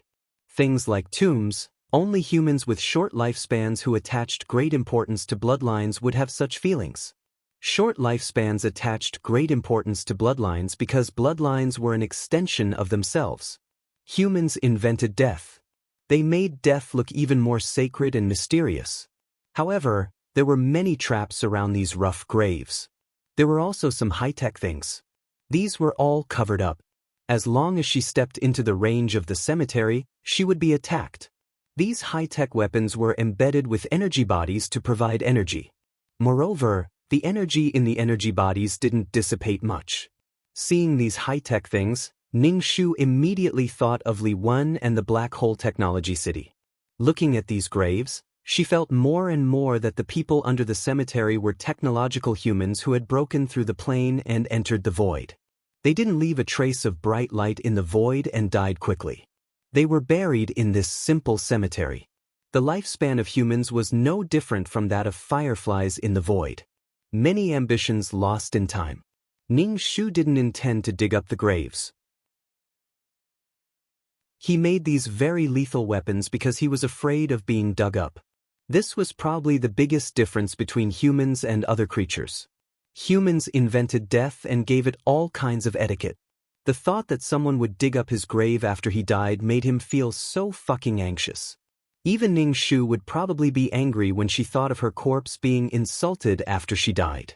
Even if she didn't feel anything after she died, she would probably come back to life. Compared to the graves, the insides were already in a mess after being bitten by insects. There wasn't even a complete bone. Ning Shu was more curious about how these people died, what happened to them, why they came here, what they were doing here, and what their purpose was. But now, no one could answer her. All the answers were drowned in the long river of history. Ning Shu turned around and left. He didn't want to disturb this place. In the blink of an eye, he saw something flashing in the corner of his eyes. When he looked back, there was nothing. Translator, Noodletown Translations Editor. When he turned around again, there was another flash of light. That thing was behind the cemetery. Chapter 4062. If she wanted to go there, she would definitely be attacked by various traps and weapons. At the mobile phone there was something behind the grave. Ning Shu used her spiritual power to scan the area and found that the entire magnetic field was chaotic. It seemed that she had to go in. The faint light was seducing Ning Shu. She wanted to go in. Ning Shu avoided the line of perception, her body twisted and bent, and her spiritual power explored the traps in front. She couldn't take a step forward for a long time. The magnetic field was distorted, and occasionally there would even be nuclear explosions. Once she stepped on a trap, it would immediately explode. In order to avoid the explosion, she would step on other traps. Ning Shu was now like walking on stilts. If she was not careful, she would fall down. Mobile phone HPS 3 of 3. Moreover, the cemetery was also filled with poisonous gas. Inhaling this poisonous gas, her internal organs would feel like they were being gnawed by insects. In short, it was painful. Ning Shu stopped breathing. After a long time, she finally stood in front of the light. A golden key was embedded in the wall. Although the key was very inconspicuous, Ning Shu felt that it must be something important. She was about to reach out and take the key, but stopped halfway. If she took the key, the traps in the cemetery would definitely riot. However, Ning Shu still took the key and rushed out of the cemetery as fast as she could. Behind her was a scene of fireworks and all kinds of traps were activated. A hot beam of light hit Ning Shu's back and burned her clothes. Ning Shu did not stop and quickly ran to the entrance of the cave. Behind her was a sweeping fire. The light outside was dazzling. Ning Shu shouted at Shan Yu, who was guarding the door, "Run!" The rumbling sound shook the mountain range. When Shan Yu heard Ning Shu, he picked up Ning Shu and immediately ran away. He ran very fast. His huge body stepped on the ground, causing the ground to shake along with the mountain range. The entrance of the cave had been blocked, and the tremor finally stopped after a long time. Li Wen came out of the tent. He looked in the direction of the tremors and frowned. Behind him, a black hole appeared. It was as if a wild beast was struggling to break out of its cage. Li Wen turned around and pressed his hand on the faintly discernible black hole. It was as if his finger had dipped into water, causing layers of ripples to appear. The restless black hole calmed down. He lowered his head slightly and closed his eyes. Mountain stopped and looked at the dusty cave. He patted his chest and said, "You scared me to death. I almost thought that you wouldn't come out. I kept calling for you from outside." "What happened behind you?" Mountain asked. Ning Shu turned his head to look at his back, but he couldn't see anything. He must have been hit by the laser. It was burning hot. Ning Shu immediately cried out in pain. Moreover, he didn't know what substance was inside, but it was preventing the wound from healing and aggravating the injury. Ning Shu thought for a while and said to Mountain before the substance completely corroded the wound, "Help me scrape the wound. Just treat it as scraping rotten meat." Mountain was shocked and quickly waved his hand. "I can't do it." This cub was not even as big as his palm. He couldn't do such delicate work. Ning Shu clenched the golden key in his hand. "Then I'll go back. Let me handle it." Then be careful." Before Mountain could finish his words, she disappeared like a gust of wind. Ning Shu returned to the wooden house and said to Earthworm, "Help me deal with the wound." Earthworm put down the pen and paper in his hand. "What happened?" Ning Shu lay down. "Help me scrape the wound. The poison is spreading." Scraping the bone to understand the wound. It was painful just thinking about it. Earthworm went to the kitchen and took a kitchen knife. He disinfected it and came in. Ning Shu looked at the shiny blade of the kitchen knife and felt uncomfortable all over. "Can you change the knife?" She struggled. "Your wound is poisonous. You can't scrape it slowly. The blade of the kitchen knife is big. It can be done in a short while. Bear with it. Earthworm said as he took the knife and was about to start. Ning Shu stuffed a piece of cloth into her mouth so that she wouldn't scream. The blade of the knife was pressed against her back and then he started scraping the bone. He wanted to scrape off a piece of skin from the wound. Earthworm scraped over and over again. Fresh blood was dripping. Ning Shu was in so much pain that she was sweating and her eyes were bloodshot. It was too fucking painful. Alright, I should have anesthetics. Earthworm didn't stop until fresh blood flowed out. He wrapped the wound with a clean cloth and asked, "How did you do it?" He said as he dealt with the blood and rotten meat. Ning Shu said, "Something happened." She looked at the key in her hand. The key was golden and there was no blood on it. It looked like gold, but it wasn't the environment. Remember the domain name. What was this key going to open? A key without a lock was useless. Ning Shu put away the key and prepared to heal her wound. She had lost so much blood. Until now, her back was numb and painful. This pain would accompany the wound until it healed. Ning Shu found a box and put the key in the box and put it in the cupboard. The wound was painful. She couldn't lie down and sleep. She could only sleep on her side. Sleeping could heal the body. Ning Shu didn't want to do anything now. She just wanted to sleep. Earthworm boiled a bowl of black medicine and knocked on Ning Shu's door. "I boiled the medicine. Do you want to drink some?" Ning Shu opened the door. A bitter smell hit her nose. It was very bitter just by smelling it. It would be even more bitter if she drank it. "This is for muscle growth. Drink some." Earthworm handed the bowl to Ning Shu. Ning Shu smelled it and retched. "This is too bitter. Good medicine is bitter. Drink it." Ning Shu pinched his nose and drank the medicine. His tongue was numb, and it was getting more and more numb. His tongue was numb. If he didn't close his mouth tightly, saliva would have dripped down the corner of his mouth. "I added some painkillers. It's a bit numb." "Ning Shu, how numb was this?" He felt like he couldn't control his facial expression. Ning Shu lay on the bed. He didn't talk to Earthworm. When he opened his mouth, saliva flowed out. Because of the painkillers, Ning Shu fell into a deep sleep. This sleep was very comfortable. His consciousness didn't enter the peerless martial arts. When he woke up and opened his eyes, there was a faintly discernible black hole in front of him. The black hole was faintly visible and then disappeared. Ning Shu rubbed his eyes. He thought that he had woken up in a daze. The small black hole that was like a needle hole finally disappeared. Ning Shu's expression was very puzzled. He didn't know what had happened. He heaved a sigh of relief. A black hole had appeared. It was very likely that it would swallow them and the entire wooden house. Ning Shu got off the bed and took out the key. Now he had the energy to study this thing. The material was very hard and cold. There was also an indescribable power. The Cannon Fodder Girls counterattack. The Cannon Fodder Girls counterattack. Chapter 4063. Ning Shu tried a lot of methods and finally managed to squash the golden key. Not to mention other things, this kind of metal was really hard. Its lifespan was too short. If it didn't die, it would probably have a place in the void. Li Wen pushed the black hole back. He thought for a moment and entered the black hole. When he came out again, he was holding a box. The box trembled slightly. "That person of yours is here to find you." Earthworm knocked on your door. He wanted to leave. He was worried every day and felt like a butler.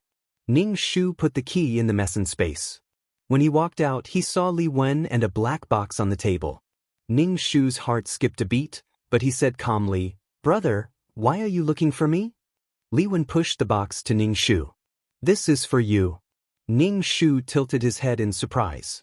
"Why are you giving this to me?" "I don't know. It's been very restless recently." Li Wen sipped his tea. Ning Shu tried to find some clues from his face, but he couldn't. Li Wen was as unfathomable as ever. It was as if there was a mask on his face. And this mask was deeply embedded in his body, becoming one with him. Ning Shu took the box and looked at it. He looked at the lock and asked, "How do you open it? Do you have the key?" Li Wen shook his head. Ning Shu said, "Then I can't help it." Li Wen put down the teacup and looked down. "Sister, do you know?" Ning Shu shook his head frantically. I don't want to hear it. Once the emperor started to stir up emotions, there would be a disaster. Ning Shu pushed the box back. It seemed to be made of wood, but Li Wen couldn't open it. This was a bit strange. I don't know. This is something that belongs to you, imperial brother. How can I accept it? I don't deserve it. She almost touched her Messin space subconsciously, but she resisted the urge. Her fingertips trembled slightly. The atmosphere between the two of them became somewhat indescribable. Earthworm frowned as he looked at the two of them. Li Wen smiled and put away the box. Do you remember the black hole you went to before? Ning Shu, I think so. Do you know why I can't completely control that black hole city? Li Wen asked again. Ning Shu said honestly, I don't know. I don't know even if you ask me. What the hell is this? Can you stop asking me? What's with this habit of asking questions for no reason? Li Wen pointed at the black box. It's because of this that I can't open this box. I've been trying to find a way to open it. Ning Shu clenched his fists. Then, brother, you can do it. Li Wen stared at her. Not long ago, the black hole became restless and appeared around you from time to time. Since there is a lock, there must be a key. Ning Shu's eyes widened. Brother, what are you talking about? You said I have a key? Li Wen, I've been looking for traces of this race, even their descendants or tombs. This race is undoubtedly a human that broke through and entered the void. Ning Shu was surprised. Li Wen's luck was a bit bad. This thing could be said to be so close, but Li Wen didn't notice it. The chaotic magnetic field in the cemetery had always been protecting the key and the bones. Once the key was taken away, all the graves would be buried. Without the protection of the magnetic field, the black box would probably sense the key. Ning Shu blinked. Oh, so that's the case. You can only obtain the inheritance of this race with the key? In theory, yes. Li Wen said. Ning Shu refused again and again. Since this thing is so precious, how can I accept it? Li Wen smiled. Then, sister, can you help me open it? Ning Shu waved her hand. I don't have the ability to open this thing. Moreover, if I open it, the inheritance will be mine. How can I snatch your inheritance? The smile on Li Wen's face widened. Then, imperial sister, can you give me the key? Ning Shu was crying in her heart. This world was really dangerous. It was a powerful race with intelligent people and even more intelligent and powerful existences. She was really weak, pitiful and helpless. Ning Shu shook her head. Brother, I don't have what you want. Moreover, you can't open the box. Does that mean you don't have the qualifications and opportunity to obtain the inheritance of this race? Li Wen wasn't angry. So, I met you. Ning Shu was speechless. I must have had 8 lifetimes of bad luck to meet you. She was sweating and the sweat flowed over her wounds, causing them to hurt. She smiled and asked, Then, brother, what do you have to pay to obtain this inheritance? Isn't this inheritance worth you paying a price? They called each other brother and sister, but there was no warmth at all. It was just a simple and emotionless title. What price do you want me to pay? Li Wen asked. Ning Shu, what can you pay? Li Wen, what do you want? Ning Shu, it's because I don't know what I want that I'm asking you what you can pay. Li Wen, I don't know what you want and how you want to pay. You have to give me a price. Ning Shu shrugged. After so long, I really don't have what you want. Li Wen pressed down on the restless box. Sister, I don't want to hurt you. Ning Shu, brother, I don't want to be your enemy. She took out the golden key very straightforwardly. See, I just got it. I got it so casually. You went to so many places and still couldn't find it. Li Wen saw the golden key and subconsciously grabbed it. Ning Shu took out an iron key that was copied from the golden key. Sir, did you drop a golden key or an iron key? Looking at the 2 identical keys, one was shining with golden light and the other was extremely ancient, exuding the traces of time. Ning Shu, I don't want to be your enemy, but this is something I got. I can't give it to you directly. If you want to obtain the inheritance, you have to make a choice. I got this thing, which means that I have the responsibility to do my part for the inheritance of this race. Now, you can choose a key from it. You only have one chance. You can only choose once. Ning Shu couldn't walk the path that Li Wen walked, but giving it to Li Wen directly was too sullen. Translator, Endless Fantasy Translation Editor, Endless Fantasy Translation, let's see if you have fate with this thing. Li Wen stared straight at Ning Shu. He suppressed his smile and his expression became abnormally serious. Chapter 4064. Ning Shu suddenly kept the key. By the way, do you have medicine? My back is injured. Give me some medicine. Li Wen was speechless. He took a deep breath and took out the medicine. This should be quite effective. Oh, thank you. I'll treat my wound first. I'll choose after I shower and change my clothes. You should shower and change your clothes too. Li Wen was speechless. Ning Shu could see that Li Wen was trying his best to control himself. She said, "You're going to inherit someone else's legacy. Have some sense of ceremony and give this legacy some basic respect." Li Wen sighed. "You're right." Ning Shu returned to his room and checked the medicine. It shouldn't be poisonous. There was a cool feeling when he applied it to his wound. The wound was cool and itchy. It was obviously something good. Ning Shu sat in front of the mirror and looked at his face. He frowned. He and Li Wen he lacked a part of the legacy. He only had the key, but he lacked a foundation like Li Wen. The combination of the two was the true power of the plane's technology. There was only one thing. Ning Shu opened his mouth and said silently, "Come back."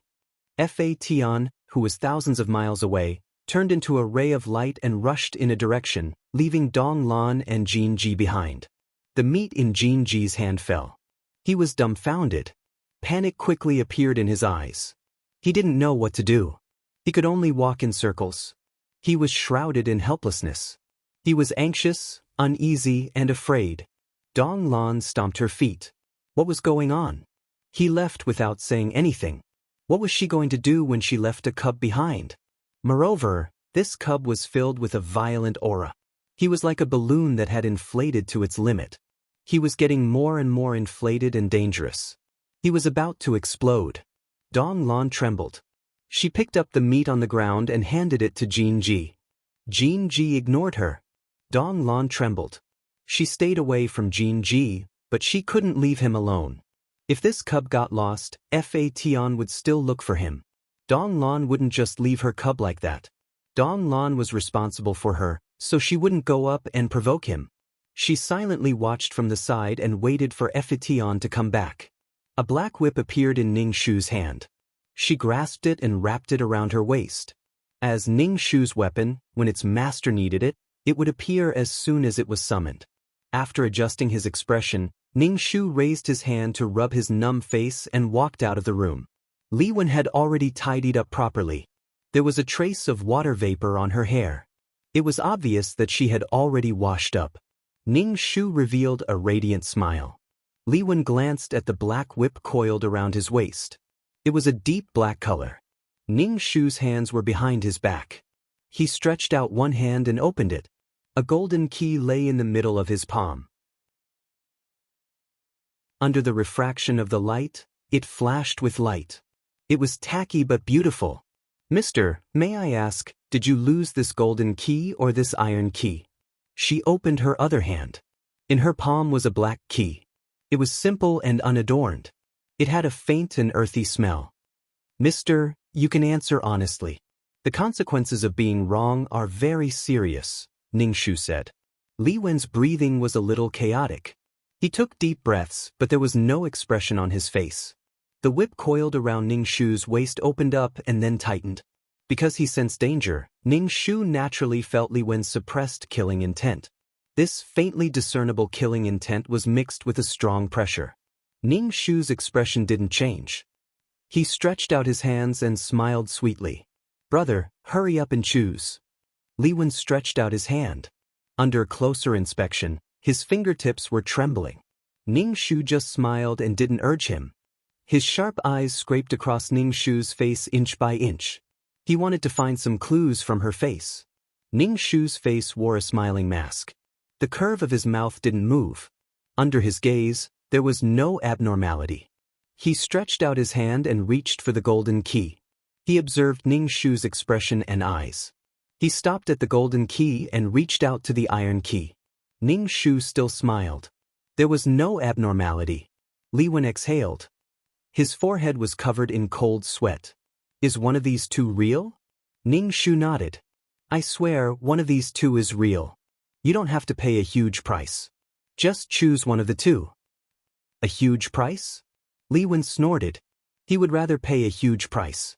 That was a kind of visible hope. But the choice now was a huge pain. Sometimes, having a choice was more painful than not having a choice. Ning Shu spread out his hands. He didn't urge Li Wen. He could choose at any time. Ning Shu suddenly felt that this method was very good. It was more comfortable than having a head-on conflict with Li Wen. What was the point of fighting? Mental abuse was the real destruction. Li Wen, who was so calm, was sweating now. He had fallen into Ning Shu's trap. From the beginning to the end, Li Wen could choose to reject this method. But he had fallen into Ning Shu's game. He probably didn't realize that once he made the wrong choice, Li Wen's heart would surge with endless hatred. If he guessed correctly, there was no need to mention the joy in his heart. Especially when it was related to the inheritance, it meant that he and the inheritance were fated. Li Wen looked at the two keys. One of them seemed to be made of gold. There wasn't even a scratch on it. It looked like it had just been made. The other one was more suitable for the inheritance key. Li Wen analyzed calmly. But the more he analyzed, the more chaotic his mind became. There was too much information in his mind. It was a mess. He couldn't find the beginning or the end. He said, one of these two keys must be real.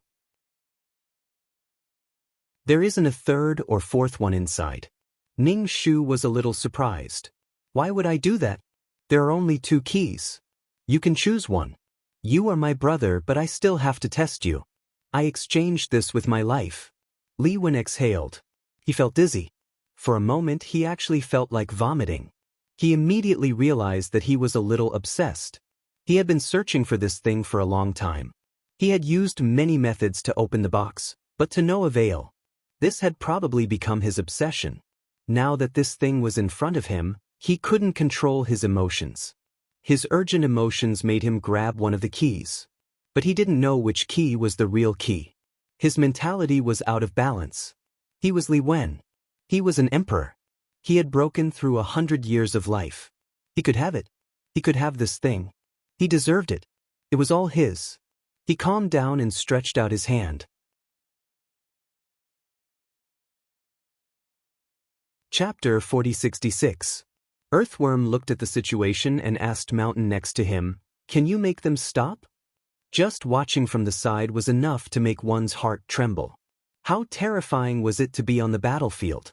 Their speed was extremely fast, and their ears were filled with ding-ding-dang-dang sounds. The sound of the wind was swift and fierce, and some of the aftershocks even distorted the space into black holes. It was too scary. Were the people in this place so powerful and violent? Mountain's eyes were not enough. He shook his head and said, "There's no way. There's no way to stop them." Moreover, Mountain was not a speed-type race. In this situation, he could not intervene at all. He was powerless in this kind of battlefield. However, the strength of this cub surprised Mountain. He had always thought that this cub would die young. He was not very strong and was extremely weak, but he had such strength. It seemed that he was overthinking. Mountain finally breathed a sigh of relief. In this case, he did not have to worry about the cub dying. After a sigh of relief, he immediately tensed up again. The cub was now in a very dangerous situation. If he was not careful, he would be killed. What kind of people were they? They were arguing with a cub and bullying the weak. They were so shameless. He could only watch helplessly. Translator, Endless Fantasy Translation Editor.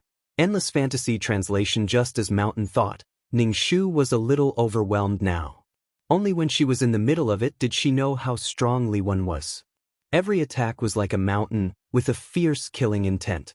Previously, when she saw the battle between the Taishu and Li Wen, she knew that they did not use their full strength. However, she did not expect Li Wen to be so strong. Li Wen wanted to be stationed next to her. Although Ning Shu was unwilling, She thought that there was no direct loss to her. He could stay wherever he wanted to. At that time, she vaguely felt that Li Wen's strength was definitely above hers. Now that she was in the middle of the battle, she could feel it more directly. Especially since her dantian had not been formed yet. Once the power in her meridians was used up, she could not continue. The black whip scale stood up. It was incomparably ferocious. The whip shadows were everywhere, and it quickly attacked Li Wen. Li Wen's body was wrapped. His strong defensive ability prevented the whip from swallowing him. The god-beating whip could absorb the opponent's strength and turn it into its own. It became stronger while the opponent became weaker. However, if it could not attack Li Wen, it could not absorb the opponent's strength. If it touched the whip, it would be bounced back by the opponent's defense. "Give it to me." Li Wen was already very impatient. He raised his sword and stabbed towards Ning Shu's forehead, bringing with it a sweeping aura. The deity's striking whip coiled around the sword, trying to shake the giant sword and change its direction. Li Wen let go of the huge sword and scraped past Ning Shu's ear. The aftermath of the sword directly left a bloody mark on Ning Shu's face. With lightning speed, he slapped his palm onto Ning Shu's chest. With a few cracking sounds, Ning Shu's ribs were shattered and his chest caved in. Under the tremendous force, she flew out and crashed into a hard mountain rock. Blood sprayed out of her mouth. Too strong, Ning Shu vomited blood, large pieces of blood, as long as she opened her mouth, continuously flowed out. Everything in front of her was blurred and swaying. She saw Li Wen slowly coming over. He stepped on Ning Shu's heart step by step. She vomited blood and was unable to move. When fighting with the Grand Elder, he did not use all his strength. But now, he used all his strength on her. She was very honored. Li Wen bent down and pinched Ning Shu's neck with an expressionless face. His grip grew tighter and tighter. He watched as her face turned purple, but she did not struggle at all. Her eyes were fixed on him. He touched Ning Shu's face. "You know, I don't have to kill you. Why are you so stubborn?" Ning Shu opened her mouth. Blood gushed out like a spring. "Guess." Li Wen's face twitched. He looked at Ning Shu with indifference. Fation trembled. "Ning Shu, run. We can't beat him." Ning Shu said to Fation in her heart, "I'm looking for an opportunity. He's choking me now." Li Wen grabbed Ning Shu's neck with one hand and pulled her hand with the other. He pulled her fist open. There was golden sand inside. The golden key was crushed. It turned into golden sand. Li Wen's face changed dramatically. "Ning Shu." With a crack, he broke Ning Shu's neck and threw her away. Ning Shu's body flew out like a kite with a broken string. Then, she fell to the ground with her limbs twisted. Her neck was very soft. Her face was almost twisted to her back. "My mother." Shan Yu was scared. He quickly ran to see Ning Shu. Seeing the twisted body, Shan Yu could not bear to look at it. He could not collect her body. Her bones were all soft. Earthworm could not accept it.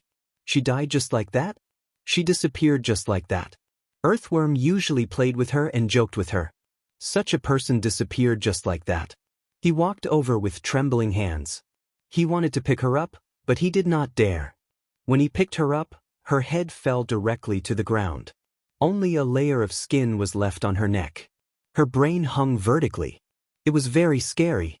Earthworm was so scared that he almost threw the body on the ground again. Li Wen was motionless. She seemed to be lost in her own thoughts. Earthworm and Shan Yu tiptoed away with the body. When they returned to the clan, Earthworm put down the body. He straightened the twisted body and turned her head. Her chest was sunken. She was a child. Her chest was not big. After being hit, all the bones in her chest were shattered. Her twisted limbs were straightened. There was not a single part of her body that was unharmed. She died just like that? This was too, it was hard to accept. Even her bones were shattered. The internal organs that were protected by her sternum must have turned into blood. Earthworm knew that the man was strong. He tried to avoid contact with him as much as possible. He did not expect him to be so strong. Earthworm asked Shan Yu, "What do we do now? Can she be cured?" He did not know if there was a doctor in this place. But she was already like this. Could she still be saved? Wasn't she already dead? Shan Yu was also confused. Yes. He did not know. But we have to leave quickly. When Li Wen reacted, they were all in trouble. The god-beating whip vibrated and became like Fa Tian. When Shan Yu saw Fa Tian, he seemed to have found his backbone. He pointed at Ning Shu, who was about to turn into a pile of mud. She was beaten to this state. Fa Tian carried Ning Shu on his shoulder. Her head shook twice on Fa Tian's back. The head that was only connected by a layer of skin was not used to being shaken like this. Shan Yu took a deep breath at the same time. She was already like this. If she was carried like this, her sternum would be completely destroyed.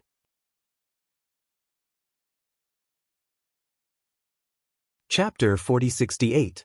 Although the Origin King was always angry at Ning Shu for talking about energy forms and coveting his things every day, there were some things that could be solved by talking about money and energy forms. It was the simplest and least burdensome thing. Anything that could be solved with energy forms was not a big deal. His biggest problem now was that he had no one, and no one could do anything about it. As for Fa Tian, Void King didn't think that Fa Tian would listen to him or cause trouble for him. He would even joke around with him. This brat could not die so quickly. He had to wait until he had someone powerful before he could die. At this time, the Origin King asked with some sincerity, "Is there any way to save him?" Jin Ji stood to the side and saw a withered face. He was stunned for a moment and handed the dried meat to Ning Shu's mouth, but the withered face did not respond. Translator, Endless Fantasy Translation Editor, Endless Fantasy Translation Fei Tian. Can you stop fooling around? I'm trying to think of a way, so shut up. The Origin King shut up. Dong Lan wanted to ask what method he had, but seeing Fa Tian's bad expression, she did not dare to disturb him and just went to the side to wait. I'll go find you something to eat. Since you're in a bad mood, you need to eat something delicious. Although the stalactites could provide energy, food was different. She left the cave and looked for food everywhere, but unfortunately, there was no food here. All the vitality and energy had been snatched away, so how could there be any food? She returned without success. Fa Tian scrubbed Ning Shu's body inch by inch, straightening out the body that had been twisted like a marionette. The bones were broken and soft, leaving only a layer of flesh wrapped around the body. Some of the bone fragments even pierced the skin. This body was really terrible to look at. The Origin King was very angry. If he wanted to kill him, he could have just killed him. Why did he have to torture him like this? Was there something wrong with this kind of torture? A golden key fell out of his clothes. The Origin King saw it and wanted to pick it up, but Fa Tian beat him to it. Fa Tian put away the golden key. The Origin King curled his lips. He hated Fa Tian the most. What was this? Next, Fa Tian took out a variety of bottles and jars. The Origin King wanted to ask what these things were, but seeing Fa Tian's appearance, he didn't want to bother him at all. Fa Tian opened the bottle and poured the water on the corpse before washing his hands. The Origin King and Dong Lan looked at him, and the Origin King asked, "What liquid is this?" He smelled it and felt a strong vitality, causing him to swallow a mouthful of saliva. Fa Tian ignored him. The Origin King gave him the middle finger in his heart. "What are you so arrogant for?" However, even if Fa Tian was arrogant, the Origin King could not do anything to him. Moreover, Fa Tian had no obligation to answer him, so the Origin King subconsciously touched the energy bag. Let's see if you can still be so arrogant after throwing this bag of energy at you. However, this was not the time for him to run amok. On the other hand, Dong Lan said, there is no longer any vitality in her body. She has already returned to the embrace of the void. What you are doing is useless. Fa Tian said, it's important to see if it's useful or not. The Origin King was very unhappy. Why was he not answering when he asked, but answered when others asked? Why was there such a difference in treatment? The Origin King had a bad feeling of being excluded, so he interjected, I don't think she can survive like this. Fa Tian rolled his eyes at him. Don't you know how to speak? If you don't know how to speak, then don't speak. The Origin King, I was just speaking in a hurry. I didn't mean to curse her. Fitian said, I will do my best. The Origin King saw Fitian say so and felt much better. Then I'll help you guard her. If you need us to do anything, just tell me. When she comes back to life, I can be considered her lifesaver. Let's see how she can ask me for money. A lifesaver should be repaid with her body. He did not need her to repay him with her body. As long as she listened to him, it would be fine. Fatian's eyelids twitched. What do you mean by repaying with her body? In the small world, I saw the person in the box say that a lifesaver should repay his lifesaver with her body, the Origin King said. Fion, then have you heard that a lifesaver should be repaid with Valerian in the next life? The Origin King was confused. I've never heard of it. What does that mean? Fation poured bottle after bottle of liquid on the corpse. Under the blessing of these liquids, the originally lifeless corpse became full of vitality. Dong Lan sensed this vitality and was a little surprised. She quickly blew a bubble and blocked the entrance of the cave to prevent the vitality from dissipating and attracting other races. Generally speaking, when a large amount of vitality gathered quickly, it meant that something was being born in this place. Sometimes, the Origin King was not as reliable as a child, but the Origin King was still a cub, just that he had grown taller. The earthworm had already survived the tempering of the first drop of stalactite. Something in its body had been destroyed, but it was quickly rebuilt, becoming even tougher after the reconstruction. He tidied himself up, walked over to Fitian, and asked, Is there anything I can help you with? Fitian glanced at him and shook his head. No need, just don't disturb me. What he had to do next was hard work, and it was not certain whether it would succeed or not. The earthworm nodded and went to the side, not making a sound. The Origin King could not help but ask, Do you really have a way? It was already like this, how could it be saved? What was he thinking? Translator, Henyi Translations Editor, Henyi Translations Fation. I told you, don't disturb me. The Origin King curled his lips and sat next to the earthworm. Compared to the greedy one, this guy was really unlikable. It's just a whip, I'm the Void King, I have a lot of energy bodies. Fation took a deep breath and reached his hands into Ning Shu's neck. His hands penetrated the skin, but they did not open a hole in the skin. Everyone's eyes widened as they watched his hands shuttling between Ning Shu's neck. What was he doing? Fation's head was already dripping with cold sweat, and even his eyes were dim. It had not been long since he started, but he was already very tired. The people present did not dare to breathe loudly, for fear that the slightest movement would affect Fation. Even Jinji did not dare to refuse. She held the jerky in her mouth and slowly sucked the taste of the jerky to relieve her hunger. They did not know what Fation was doing, but they could feel that what he was doing now was very difficult. After a long time, Fation's body trembled slightly, but his hands were very stable. However, no one dared to disturb him, for fear of failing at the last step. Although they did not know what he was doing, they could feel that what he was doing was probably very amazing. He was really saving people. Dong Lan's eyes were shining. If he could be saved like this, then Fation would probably become a guest of honor for many void races. Every race would return to the embrace of the void, but if they could delay this time, it would be worth it. The void races never thought that their lifespans were long, just like how humans thought of insects.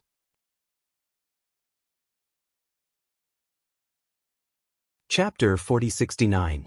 For insects, a human's lifespan was too long, so long that they couldn't see the end, unimaginably long. But for humans, they never felt that their lifespan was long. How many powerful and influential people, how many emperors sought immortality? And as void creatures, they didn't feel that their lifespan was long. Was it long? It wasn't long at all. Dong Lan felt a little regretful. She should have asked her elders to take a step back and form an alliance with Fation. Fation's strength wasn't good now, and his upper limit was limited, but what did this matter? Sometimes, when making friends, it didn't matter if they were strong or weak. In any case, they weren't as strong as her. Fation's hands moved in and out of the corpse's neck, and in the end, Fation's face was already waxy yellow. During this time, the three of them went out and returned, running a short distance and bringing back some fruits. These fruits were very sweet. When they returned, they saw Fation squatting next to a stalactite pool, drinking water with his hands. Jinji ran over and opened her pocket, which contained fruits, and gave them to Fation. Fation took a fruit, sat down, and slowly gnawed on it. The other three looked at Ning Shu's appearance and didn't seem to be any different, but his neck didn't seem so soft. The Origin King and Dong Lan glanced at each other. Could it be that the crushed bones had been repaired? But so what if it was repaired? She had no consciousness, and her original energy and vitality had returned to the embrace of the void. Void creatures did not have souls. Dong Lan looked at the tired Yuan and asked, "When can her body be repaired?" Fion rubbed his eyebrows. "This is a huge project, and I don't know how long it will take. I can only take it slowly." Dong Lan, then take it slowly. Was this ability to repair the body an ability of his race? But wasn't he an innate supreme treasure? Wasn't he a weapon? How could he have such an ability? Dong Lan had doubts in her heart, but she couldn't help but ask directly, "How did you learn this?" "I slowly figured it out. After reviving the little mouse, he hadn't stopped his research in this area. In the void, he met a race that had just died. In the past, he wanted to collect their ashes, but one day he suddenly had an idea. Why not repair the race's body and implant their memories? It was definitely better than the mud he made, but it was faster because the corpses would turn into ashes very quickly. Many times, before Fation could finish repairing the corpses would be gone. Translator, Timothy_editor, Gloglotter. He always chose to revive smaller creatures. Now, in order to restore Ning Shu's body to its original state, he had to preserve her vitality. Otherwise, she would also turn into ashes. Although she had Peerless Martial Arts actually had its own operating method, which was equivalent to a world with a mature heavenly Tao. Without Ning Shu, the next guardian would be born. Ning Shu had to occupy the spot. If he disappeared, it would completely vanish. It would be a complete failure. The Peerless Martial Arts was definitely not a vassal of Ning Shu. On the contrary, if Ning Shu's death caused problems in the operation, the next guardian would be born. No one was irreplaceable. The place where the plane was born didn't care who the guardian was, as long as there was a guardian. There was no special preference, and it had its own operating method. To some extent, the place where the plane was born was the heavenly Tao, the great heavenly Tao of countless small worlds. Ruthlessness but great love. Ning Shu could cultivate a world of faith into the place where the plane was born. Her benefits and future were limitless, but the premise was that she had to be alive. If it wasn't for the power of the Peerless Martial Arts, Ning Shu wouldn't have been able to hold on for so long. The collapse of her body was also due to the power of the Peerless Martial Arts. When she used it, it also destroyed her body. She was really too weak. Therefore, he had to speed up the repair, and this repair was also an opportunity. Fation ate something and felt a little better. He was going to repair Ning Shu's body again. However, when he saw the smashed chest, Fation couldn't help but facepalm. Repairing the throat had cost him half his life. With such a shattered sternum and internal organs, Fation chose to die. Even if it was a very small bone fragment, he had to find it and reassemble it. Fation squatted down and looked at the bloody chest. His face turned pale. He took out a bottle of water and poured it on it, then began the repair. The karst cave was very quiet. There were too many broken bones in the chest, and it required a lot of effort to find the broken bones in the bloody internal organs. This was a huge project, and it was a race against time. If he couldn't stop at one place immediately, the vitality and the power of creation contained in it would dissipate. Once he was slow, the effect wouldn't be good. Moreover, he couldn't afford to waste it, because the whole body had to be repaired. There was one place that required a lot of the power of creation. Dong Lan looked at Fation's face, which was as pale as paper, as if he would collapse in the next second. This was too difficult. She would probably return to the embrace of the void before the repair was completed. This time, the repair of the shattered sternum, as well as the rotten heart and lungs, took a long time. Fation almost fainted halfway, but he still gritted his teeth. The veins on his forehead seemed to be crawling with worms. One of them swelled up so much that his blood vessels were about to explode. Several people watched in horror. They stared at Fation's blood vessels, and there seemed to be some kind of worm swimming inside. Ordinary people unconsciously swallowed a mouthful of saliva. They took Alessandra in the cave and took turns to go out for air. After staying for a long time, they all felt that their blood vessels were about to explode. One of them stayed inside to watch. Of course, it was Earthworm, Donglon, and Origin King. As for Jean Ji, after seeing his crazy appearance, he didn't treat him as a person who could take care of things. After this repair, Difiton staggered and fainted, falling into a coma. Earthworm took off his clothes. The blood on them had been washed clean, and he laid them on the ground. Together with Origin King, they lifted Fation onto the clothes so that he could sleep more comfortably. The shriveled chest had already swelled up, and there was a piece of cloth covering it. Although they wanted to take a look, they didn't dare to touch the corpse at all. They were afraid that something would go wrong and Fation's efforts would be in vain. Fation slept for a long time this time. Halfway through his sleep, he suddenly sat up and woke up with a start. He rubbed his tired eyes. His eyes were bloodshot, and his eyes were bulging. He looked a little scary. Donglon asked carefully, "What happened to your eyes?" They were blood red, and the pupils couldn't be seen.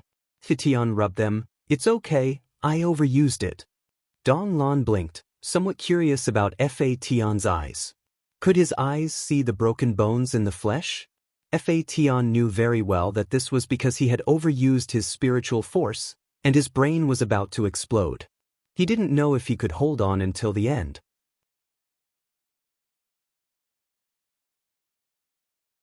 Chapter 4070. Fation asked, "How long have I been asleep?" Sensing that there was still life in the corpse, Fation heaved a sigh of relief. Donglon replied, "Not long. You woke up not long after lying down." The dying man sat up in shock. "Why don't you rest a bit more?" Donglon asked worriedly. Although she didn't believe that the corpse could come back to life, she couldn't cut off Fation's hope. Ever since the incident, Fation had been extremely calm, without a trace of sadness. Everything was normal, but it was precisely because of this that people felt numb. Fation waved his hand and squatted beside the pool. He scooped up some stalactite and drank until he was full. After eating a little, he began to restore the body. The next thing to restore was the limbs. There wasn't a single bone in the corpse that was intact. Even the fingers were broken in the opposite direction. Fation poured out a lot of liquid. It was like pouring gasoline over a corpse. The entire cave was filled with life. Fation squatted down and reached his hand into his flesh. He started to repair the broken bones. This took a long time. Fation was visibly haggard. His complexion became more and more unsightly, and his entire body became thinner. Donglon was a little shocked. How much strength did it take to extract all the strength from the body? After the corpse was completely repaired, Heaven Conquering fell into a deep slumber for a very long time. The restored corpse's face became ruddy, and it no longer had the tattered feeling from before. It was no different from Ning Shu from before. His body was filled with more life than before, but he didn't wake up. His eyes were closed, and he wasn't breathing. Donglon stretched out her finger and gently poked the corpse's cheek. It was soft and warm. He was a perfectly fine person, but the problem was that no matter how good his body was, if he didn't wake up, what was the use? Life was life because it could move. If it couldn't move, it couldn't be counted as life. It probably wouldn't be long before the life force dissipated, and the corpse would be unrecognizable again. After doing so much useless work for so long, even if they didn't personally participate in the restoration of the corpses, they still felt very uncomfortable that none of them had a good result. Fation, who was curled up and sleeping, was so thin that only his bones were left. He looked like a skeleton covered with a layer of skin, incomparably dim. Fation had slept for a long time, and the vitality of his corpse was almost dissipating. After some discussion, they decided to wake Fation up. After a period of sleep, Fation's cheeks were a little chubby, but his body was still very thin and weak. Donglon could not help but cover her mouth. In the past, Fadian was too good-looking. Now, Fadian was too ugly. Fadian was too good-looking. The earthworm asked, "Why hasn't she woken up yet?" Fation said, "There's one more place that hasn't been built yet. It won't wake up for the time being." The few of them looked at each other in dismay. They all felt that Fation was lying to himself. Even if he was very calm now, he had already sunk into madness. He looked calm, but in fact, he was like a barrel of oil that could explode with a single spark. The few of them stood a little further away and looked at him. The time before the explosion was getting closer and closer. Fation poured bottles of liquid on the corpse's abdomen, then reached into the flesh and began to restore it. The few of them were confused. There were no bones in the abdomen, so what was there to restore? Fation was very attentive and maintained the same posture for a long time. His body was like a sculpture, and the only things that moved were his hands and occasionally blinking eyes. Most of the time, his eyes were straight, staring straight at the corpse's abdomen. Seeing him like this, the others felt very tired. The restoration this time had completely worn away the little bit of flesh that Heaven Conqueror had painstakingly cultivated. He had completely turned into a skeleton. His wrinkled skin was stuck to the skeleton, and it was extremely horrifying. After it was done, his body was stiff and could not move. The only things that could move were his hands.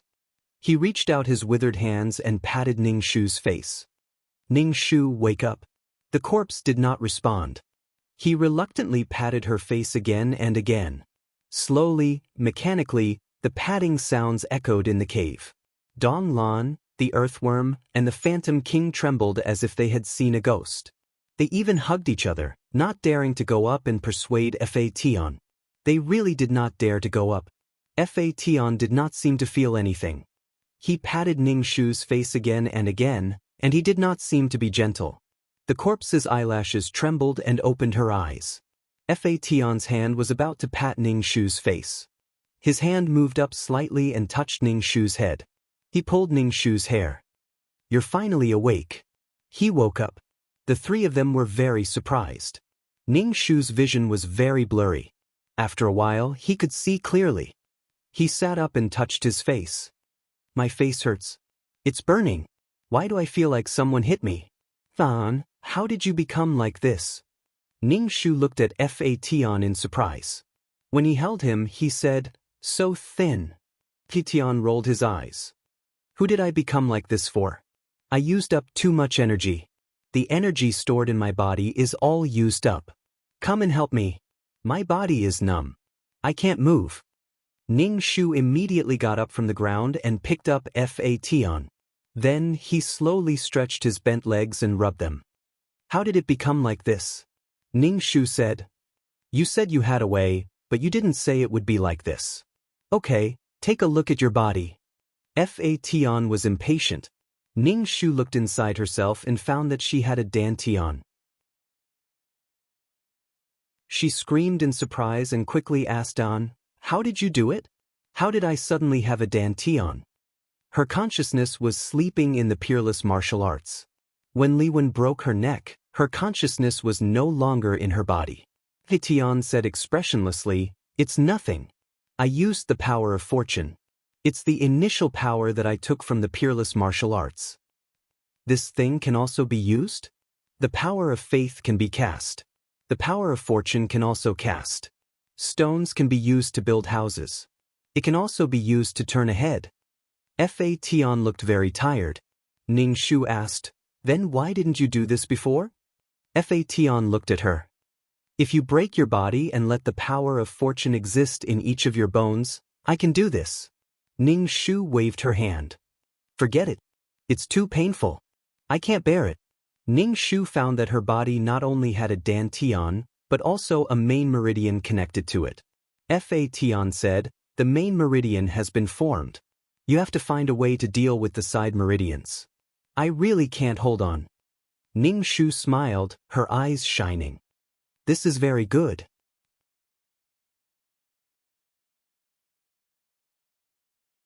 Chapter 4071. The main and branch meridians flowed like rivers into his dantian, and when he needed strength, The strength in his dantian would flow into the main and countless branch meridians. Now that the problem of the main meridians had been solved, was it still far from solving the problem of the branch meridians? Ning Shu raised his arms and flexed his biceps. I can feel the surging strength in my body. I feel that if I fight Li Wen again, I will definitely not be at a disadvantage. The Origin King sneered. I wonder who was the one who was beaten like that before, a stray dog. Dong Lan walked over and touched Ning Shu. You really came back to life. Amazing, amazing. Han, we must become allies. Friends, you are my friend, Dong Lan said excitedly. Tian shook his head. Not everyone is like Ning Shu. She is special, others can't survive. That doesn't matter. Friendship was not the most important thing. Tian said to Ning Shu, shape the branch meridians. Your body contains the power of good fortune. Make sure to use it for yourself. Ning Shu nodded. I'll remember. Tian, when I'm not around, don't cause trouble and don't cause trouble in the future. Ning Shu hesitated for a moment before saying, I can't make absolute guarantees about this. You also know that there are some troubles that cannot be avoided, such as Li Wen's situation this time. Once she got the key, she would give it to Li Wen directly. If she couldn't cross that hurdle, she would choose one of the two, leaving herself some dignity and increasing the difficulty for Li Wen. If Li Wen crossed this line, then she would have a reason to fight back. If she couldn't cross this line, then no one else could. Ayun. Tian, who had exhausted all his strength, could no longer maintain his human form and turned into a black whip. Ning Shu picked up the whip, took out the 2 small bags of energy he had obtained from the Origin King, and poured them all around the whip. From Tian's spatial ring, he took out a bag of energy and poured it all around the whip. He poured out all the energy that Tian had stored. He was already in such a state, so what was the point of keeping these energy bodies? Ning Shu picked up the golden key beside Tian and crushed it in his hand, turning it into golden powder. He blew at his palm, and the golden powder flew up and fell to the ground. Ning Shu wrapped the energy body and the whip into a bundle and tied it to her back. Looking at the 4 people, a smile appeared on her face. Update the fastest computer terminal. / She took out a book of exceptional martial arts and gave it to the earthworm. Take it. Thank you for this time. The earthworm took the peerless martial art book and wiped off the dust on it. Ning Shu smiled warmly. You can start cultivating now. There are stalactites here. Don't waste this kind of energy. The earthworm nodded. The Origin King immediately jumped out. I'll help you too. Ning Shu looked at him and handed over a book of exceptional martial arts, but the Origin King refused. I don't want this broken book. He had given him one before, and now he was giving him another. What kind of treasure did he think this book was? Ning Shu did not hesitate and handed the book to Dong Lan. Dong Lan was curious. She took it and looked at it before putting it away. Obviously, she did not know how to cultivate this exceptional martial arts. Ning Shu did not care.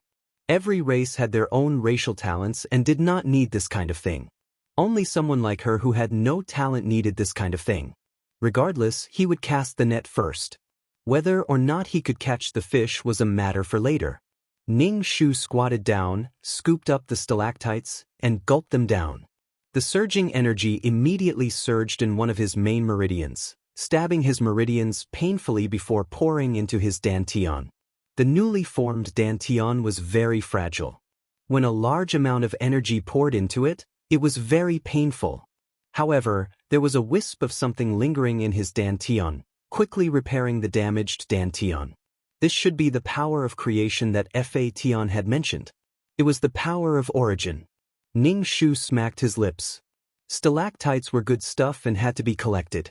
Jin Ji poked Ning Shu. Ning Shu comforted him and patted the package on his back. He's fine. He'll wake up soon. He's tired and wants to sleep. Jin Ji stared at the package. Ning Shu took it down and tied it to his body. You carry it. He did not feel guilty about using child labor at all. However, Jin Ji was very happy. He stretched one hand to his back and grabbed the package. Ning Shu and the earthworm began to cultivate. Now, Ning Shu's dantian was like an ocean, waiting to transform.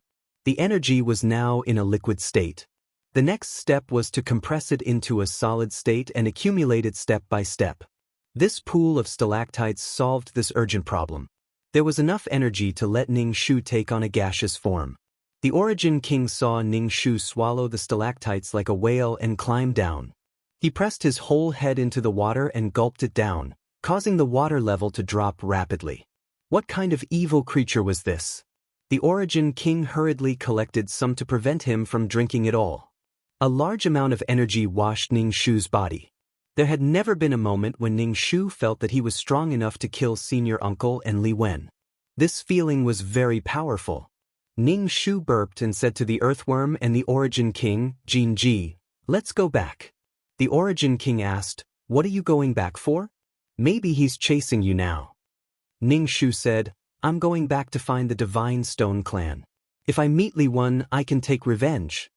Ning Shu said to the Origin King, Li Wen is relatively powerful. You can fight with him to test your strength. If you win, you can really dominate the void. The Origin King snorted, you're just up to no good. You want me to be your fighter? Dream on. Ning Shu spread his hands. Well, you saw through me. He called out to Jinji, let's go. Out of the cave, Ning Shu said to Dong Lan, we're going back. What about you? Dong Lan hesitated and asked, can I go with you? Ning Shu said, up to you, but if something happens, we won't have extra strength to protect you. Dong Lan smiled, it's okay, I can protect myself. You don't have to worry about me. If something really happens, I will run far away. Ning Shu nodded in satisfaction. Ning Shu stretched, and then a huge golden dragon appeared under his feet. Everyone was lifted up by this golden dragon and stood on the dragon's back, staggering. Ning Shu stood on the dragon's head, whistled loudly, and set off. The golden dragon's speed was very fast. One head plunged into a node, while the other half of its body was outside. When its head reappeared, it was already far away. The Origin King asked Ning Shu how he did it. This was too cool, he wanted Ning Shu. I want it. It's that broken book in your hand, the Origin King. I don't believe that such abstract garbage can have such an effect. He asked the Earthworm, how do you feel now? The Earthworm shook its head and did not speak.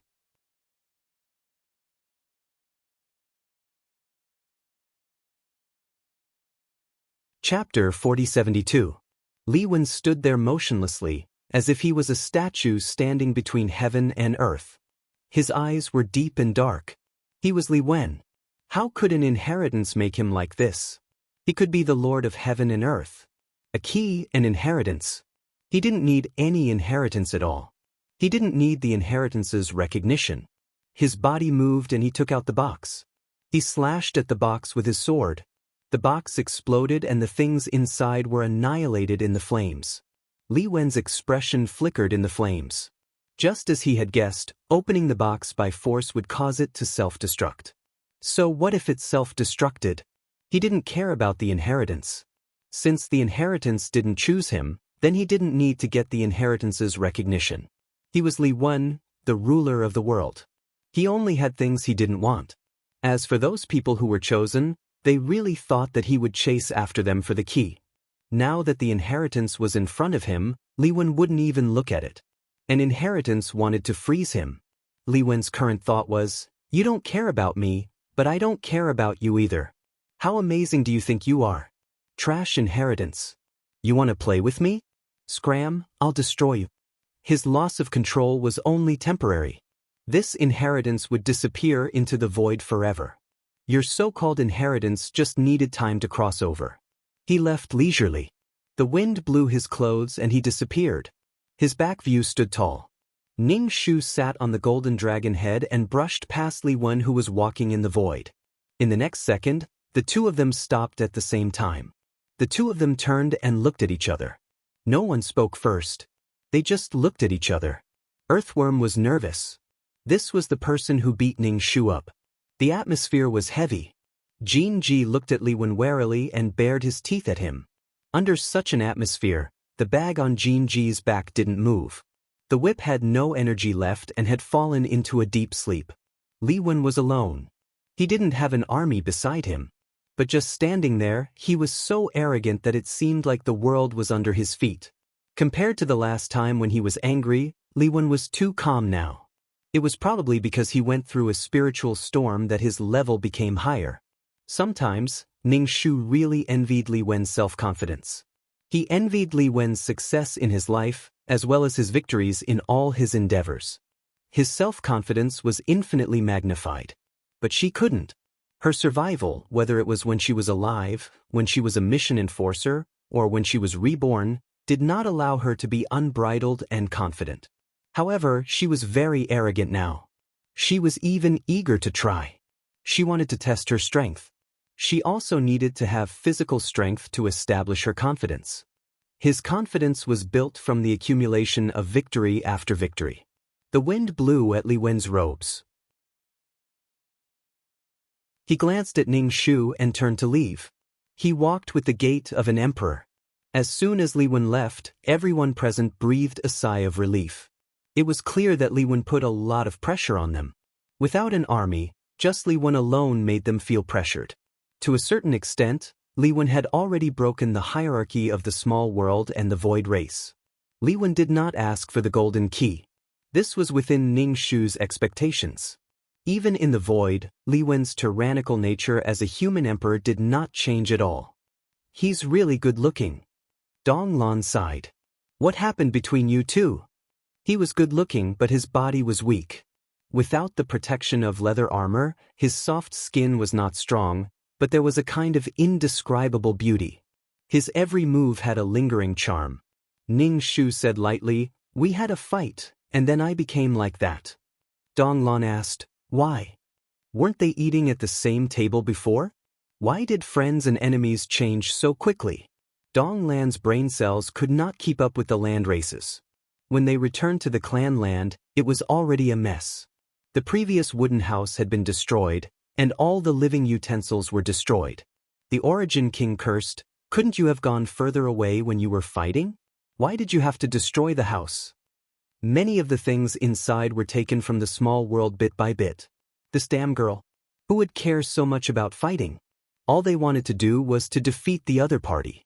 Ning Shu ignored the Origin King and went to find the Divine Stone clan. When they decided to fight, it was a joint decision made by Ning Shu and Fa Tian.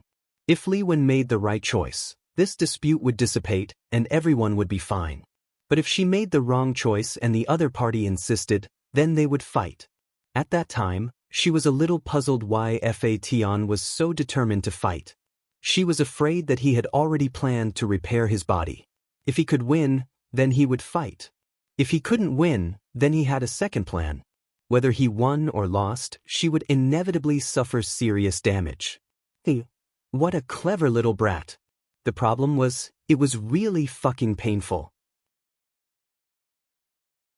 In terms of numbers, Li Wen's army could crush them and kill them all.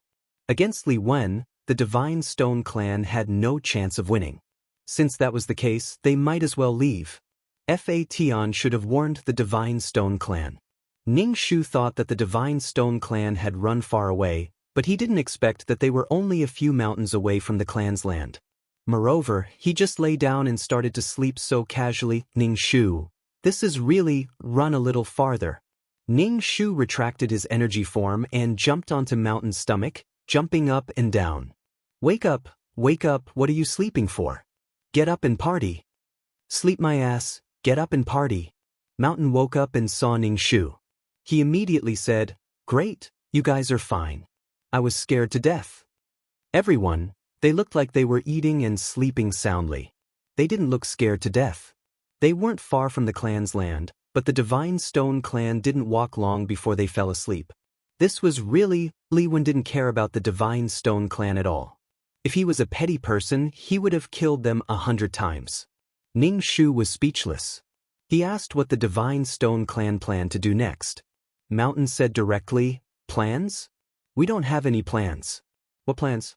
Why do we have to plan?" Ning Shu, I was wrong. Ning Shu glanced at the backpack on Fa Tian's back. The most important thing now was to wait for Fation to wake up.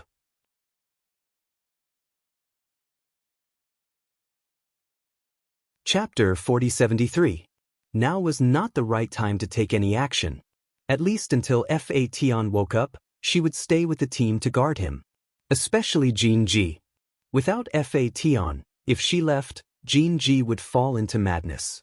Ning Shu grinned, raised her hand full of energy, and said loudly, "Next, we will rebuild the territory and rebuild the house." Ning Shu was full of vigor and energy, but there were very few who agreed with Ning Shu. Dong Lan was curious, Earthworm was very calm, Origin King clicked his tongue twice, and Jinji started eating. Mountain scratched his head. "How do you want to build it?" No one agreed. Ning Shu was not discouraged at all. She felt that there was inexhaustible energy in her body, making her extremely energetic. Ning Shu's eyes were very bright. When she looked at people, her spirit could be transmitted to them. It was a complete metamorphosis. Ning Shu felt that she was about to embrace a beautiful future. Even if she went to the small world to fight for the power of faith, it was too little. The huge power of faith was daunting. Owing 100,000 yuan was not a big deal. She already had the main meridians and Dantian, so she could take her time with the branch meridians. But if she owed 100 million yuan, her mentality would be different. It would be a kind of endless despair. Dong Lan raised her hand. "I'll go with you. We'll do whatever you say." She was eager to try. Sure enough, following this group of people, many interesting things would happen. She still had not figured out why Ning Shu had come back from the dead, and why Fation had mastered something so powerful. As the future leader, Dong Lan would not rashly ask such a rude question. Every race had their own racial talents. Fation might have some special racial talent. Wow, the land was still very fun. Ning Shu began to assign work. As two strong laborers, Origin King and Earthworm were assigned to chop trees, while Mountain cleaned up the ground and moved stones to build the foundation. The house in front had been destroyed and now had to be rebuilt. Origin King was very unhappy. "I don't want to chop trees." Ning Shu chuckled. "All right then, go and move the stones." The Origin King looked at the mountain that was moving stones and shook his head. It was better to go cut down trees. Dong Lan asked, "Then what do we do?" Ning Shu said, "Of course we're going to the small world to buy things." The Origin King immediately threw away the tree trunk on his shoulder. "You two actually want to go to the small world. We're doing hard work here, so I want to go too." Ning Shu, "Are you a follower?" "I don't care, I just want to go to that small world." The Origin King shamelessly took out a bag of energy bodies. Ning Shu reluctantly accepted the energy form. "All right, I'll count you in." Dong Lan asked, "What small world? Is it interesting?" Jinji was the first to speak, stuttering, eat a lot. Jinji only had one impression of the small world. It didn't have much of an effect on the tall buildings and the like. It was just that the food was really delicious. Although it didn't have much energy, it tasted delicious. The Earthworm did not have much yearning for a small world. It had always lived in a small world and it was quite boring. It continued to chop trees, and its movements were quite proficient. After all, in the small world, he had repaired houses before, so this kind of work was quite easy for him. Dong Lan rushed. "Then let's go quickly." Ning Shu went to Go Zi's world. She tore open a crack in the reincarnation world and looked through to see whether or not Go Z was in the reincarnation world. The last time she went to the small world with Go Z was with a human woman, and he still hadn't returned? It seemed like the flow of time in that world was slower. Ning Shu opened the crack and it slowly closed. But just like that, the soul in the reincarnation world was so frightened that it was almost wiped out. Suddenly, a crack appeared in the sky, and then a huge eyeball looked inside. The eyeball was still moving, and it was very frightening. Ning Shu searched for Go Zi's world. Dong Lan looked at the tree and felt the life force of the tree. She also knew that this was the birthplace of this world. There were many in the ocean, but they were all very weak. The leader said that such things existed to provide a place for weak and lowly living beings to survive.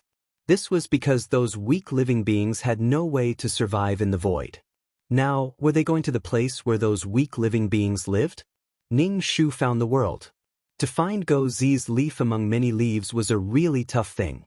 Bringing a few followers with him, he entered the plain world.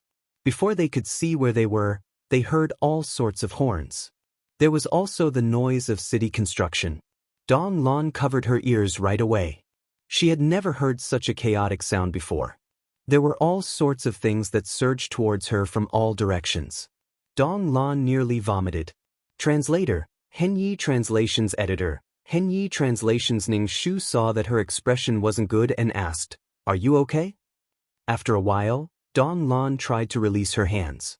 Although it was still really noisy, she could bear with it. Now, she had the energy to look around. Skyscraper, ground was flat, and there were many things running around.